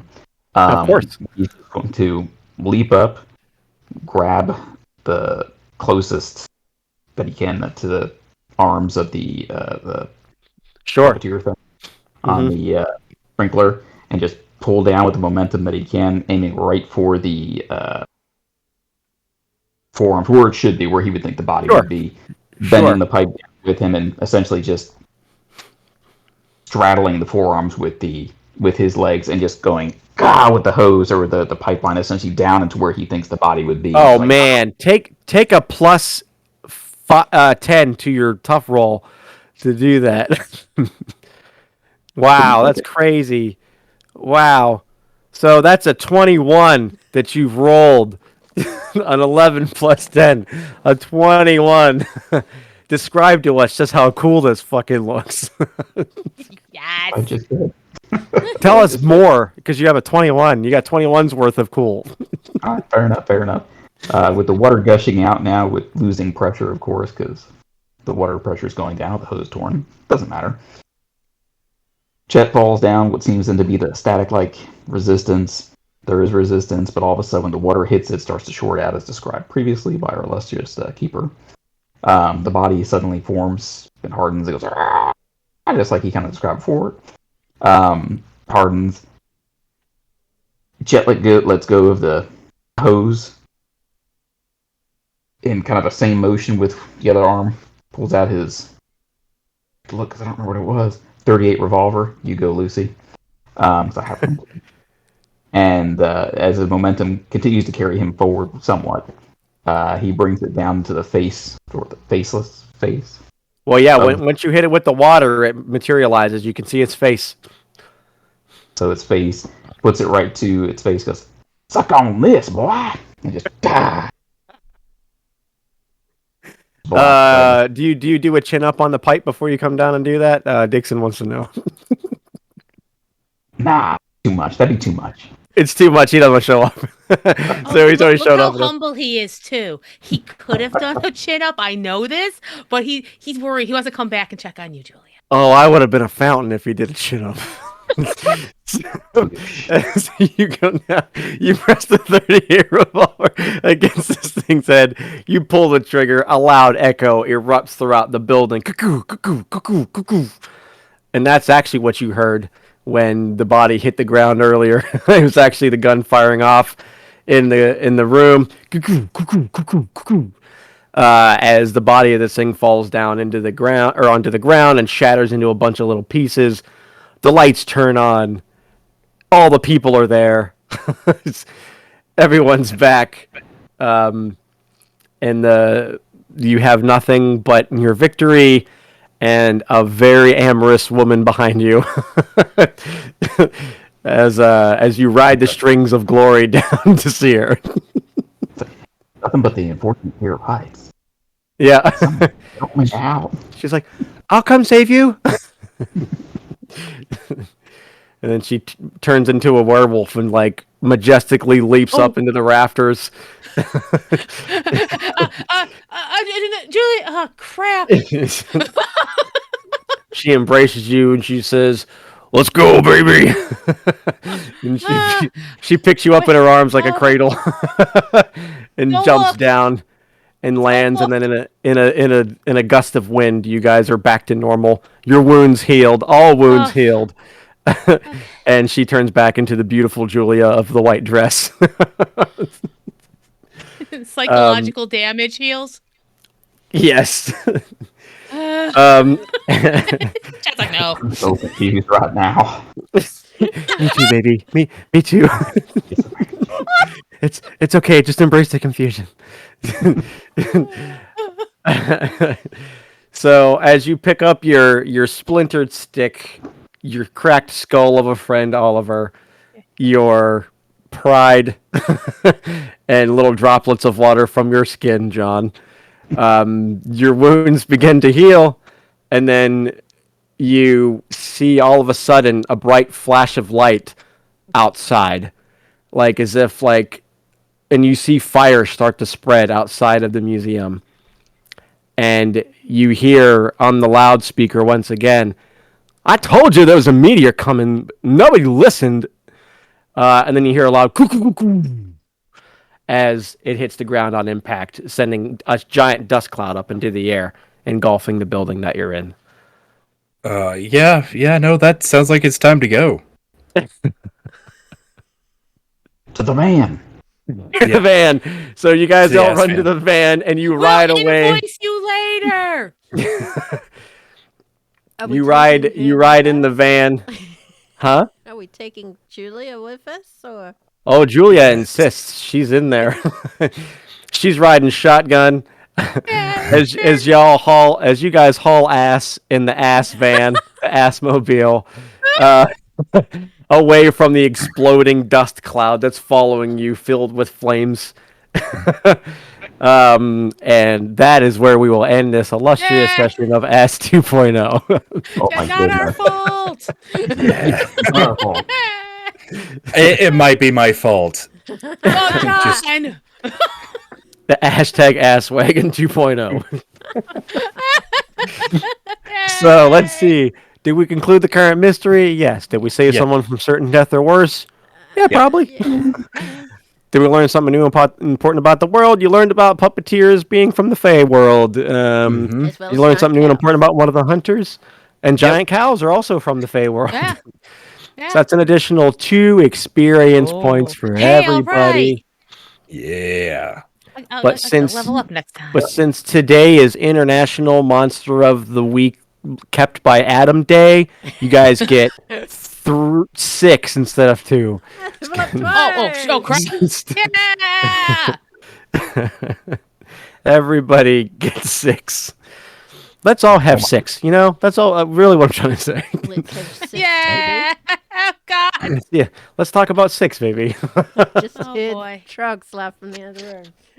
I smell No. six in candy here. Oh God. That would be Julia. I mean, we have to. Yeah, that's Julia's. Julia's the candy. We have to find all the dicks first, but you know. Do we? That's for another Do mystery. we? Do we? You know what? You know, on role players in the Wild West, we have a saying that says "dicks get shot" around here. So that's probably what happened to him. Yeah. Oh God, we never finished that mystery. That's all right. Yeah, They'll figure it out. 6666. IOU dicks. And Jongma's signature is also a dick. Remember, I love that, by the This is way. true. I want everyone to just go around and let us all know where people can follow you on the internet or the social medias, if that's possible. Probably not for Shawn because he's a private person, but sure, Adam, you Very go private. for it. Where are you from, and what's your podcast and social media? I'm from Western Pennsylvania, not quite the Midwest, but pretty close. I'm part of a wonderful show of improvers called Role Players. That's ROLL Players. I love it a lot. It's a lot of fun. We've been doing it for years. And it's just kind of a thing I like to do, not because I want to get famous with it, but because if I want to go back and reminisce on fun memories made with friends, I can do that. And I can listen to it, in case, someone gets blown up by a meteor. I can listen to a podcast while it's happening with memories of good people and good company. But there is something I would like to pitch. It's a new thing that we just started about a month ago called the Fun Installers Network website, which it should just be Fun Installers. Whoa, no spoilers. Actually, that's not a spoiler. That episode hasn't come out yet, so you don't know if he dies. So funinstallersnetwork.com is where we're doing like reviews. We're doing podcast stuff. We're going to have other people's work up there pretty soon. We're also going to put like a gallery up for commissioned like artists who want to do commissions and stuff. Like we're going to have like an artist of the month. I already have one up right now for Brian, who's actually from Dungeons and Pop, who's drawing our characters. And so I have him up as our artist of the month. So I'd like to, if you know anybody else who you think is really good, who has a commissions page, I'd love to put them up on the website next month. And just make it be a fun little place where a bunch of collabs can be had. And it's also where all of our special episodes that ordinarily would go on a Patreon, but we don't have one. So we're just putting them on the website instead. So if you want to hear the dogs of the Phony Express go on a little adventure, all the puppies, go to funinstallersnetwork.com. It was a pretty good time. It's called 4 Dogs in a Trench Coat. You'll love it. And that's it. Thank you for listening. Awesome. Mr. Ray, your turn to pimp your wares. Yeah, Am I muted? No, I'm not. Okay. I'm Mr. Ray. I am the keeper for $2 Creature Feature, an actual play Monster of the Week podcast with Q Times. And I'm also a game creator. I make my own little fun games. You can follow me on Twitter at Mr. Ray RPG, and there's a little underscore between, each of the words there. But yeah, I am also on Itch. You can find me. Hold on. It's mrray.itch.io. And I also have a charity bundle going on right now. It's to help RPGs. Like a bunch of creators came together, and all the profits from this bundle are going to a nonprofit that I'm very near and dear to my heart. That helps, prevent domestic violence situations or helps people out who've been going through it. And if you want that, I can share it in the chat if that's okay. That's fine. Go for it. All right, thank you. And Megan, what about you? I happen to be on $2 Creature Feature. Ray, recording tomorrow. That'll be fun. It's all going great. No worries at all. It's the smoothest show ever. Everything's fine. We all make good decisions all the time. All the time. You can also find me every other Friday on the Twitch channel at The Lawful Geek playing RP Knots, where we start in the Scion system, but the whole point is we end up kind of leaping from system to system with our characters. So we get to explore different systems and have some fun there. And also, The Lawful Geek, we occasionally do a charity stream. Like the last one we did was 10 Candles, but it was slasher themed. Okay. So we were all slasher victims, and one person got to be the final girl, and it got weird and great. So, also another thing where people who are in the game with us or donating to make candles go out. I don't know Oh, why that's so mean. why I have people we are playing a game with try to destroy us for a good cause, but trying to destroy us. It was harsh. Is there a link for that, Anyway, Megan? it's great. Oh God. Yeah. Let me find the channel link. 'Cause I think that's the actually I'll do the YouTube channel because that's where all the like once they're out. Yeah. Yeah. Awesome. Just drop that. Oh, the VODs. Shawn, you want to say anything or not? Because I mean, yeah. Where's the Shawn fella from? I'm from Florida. no, I play you're in Florida. well, same thing. I play with. I mean, phrasing. I am on this thing called a podcast, which I still don't know what that is, with Sero, called Redgate and Wolf, where she tortures me endlessly, quite endlessly actually, as she has for years. I don't know. I think that's it. Yeah. Ironically, I play werewolf in that.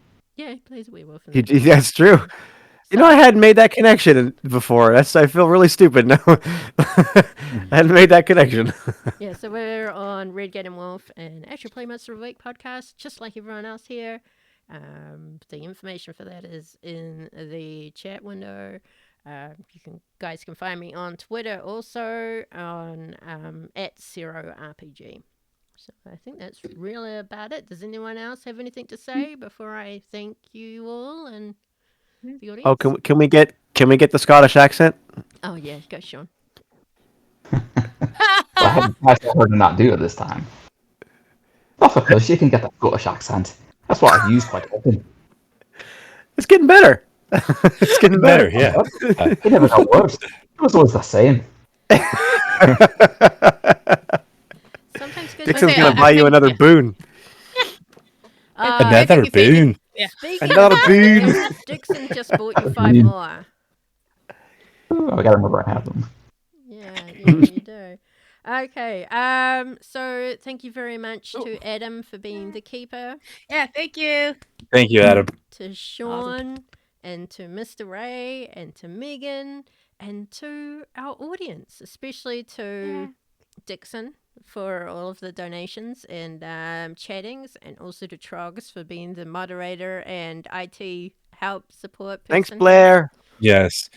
Thank you. Thank you, blah, blah, blah. Blah, blah, blah.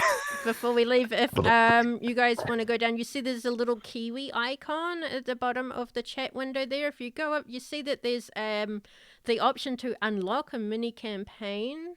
So the mini campaign is if you guys want to see me run a mini campaign, whether that's D&D or Monster of the Week, I really haven't decided yet. So if you want to chuck some kiwi coins at that, there's a deadline of 30 days.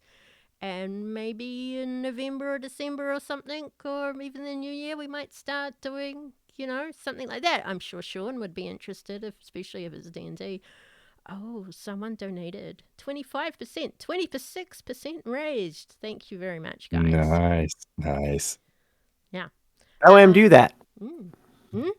Oh, look at all this awesome stuff happening. Oh my god. Wow. Yay! So yeah, thank you. God, I've been spending my coins on dumb shit this whole time. I didn't know that was a thing.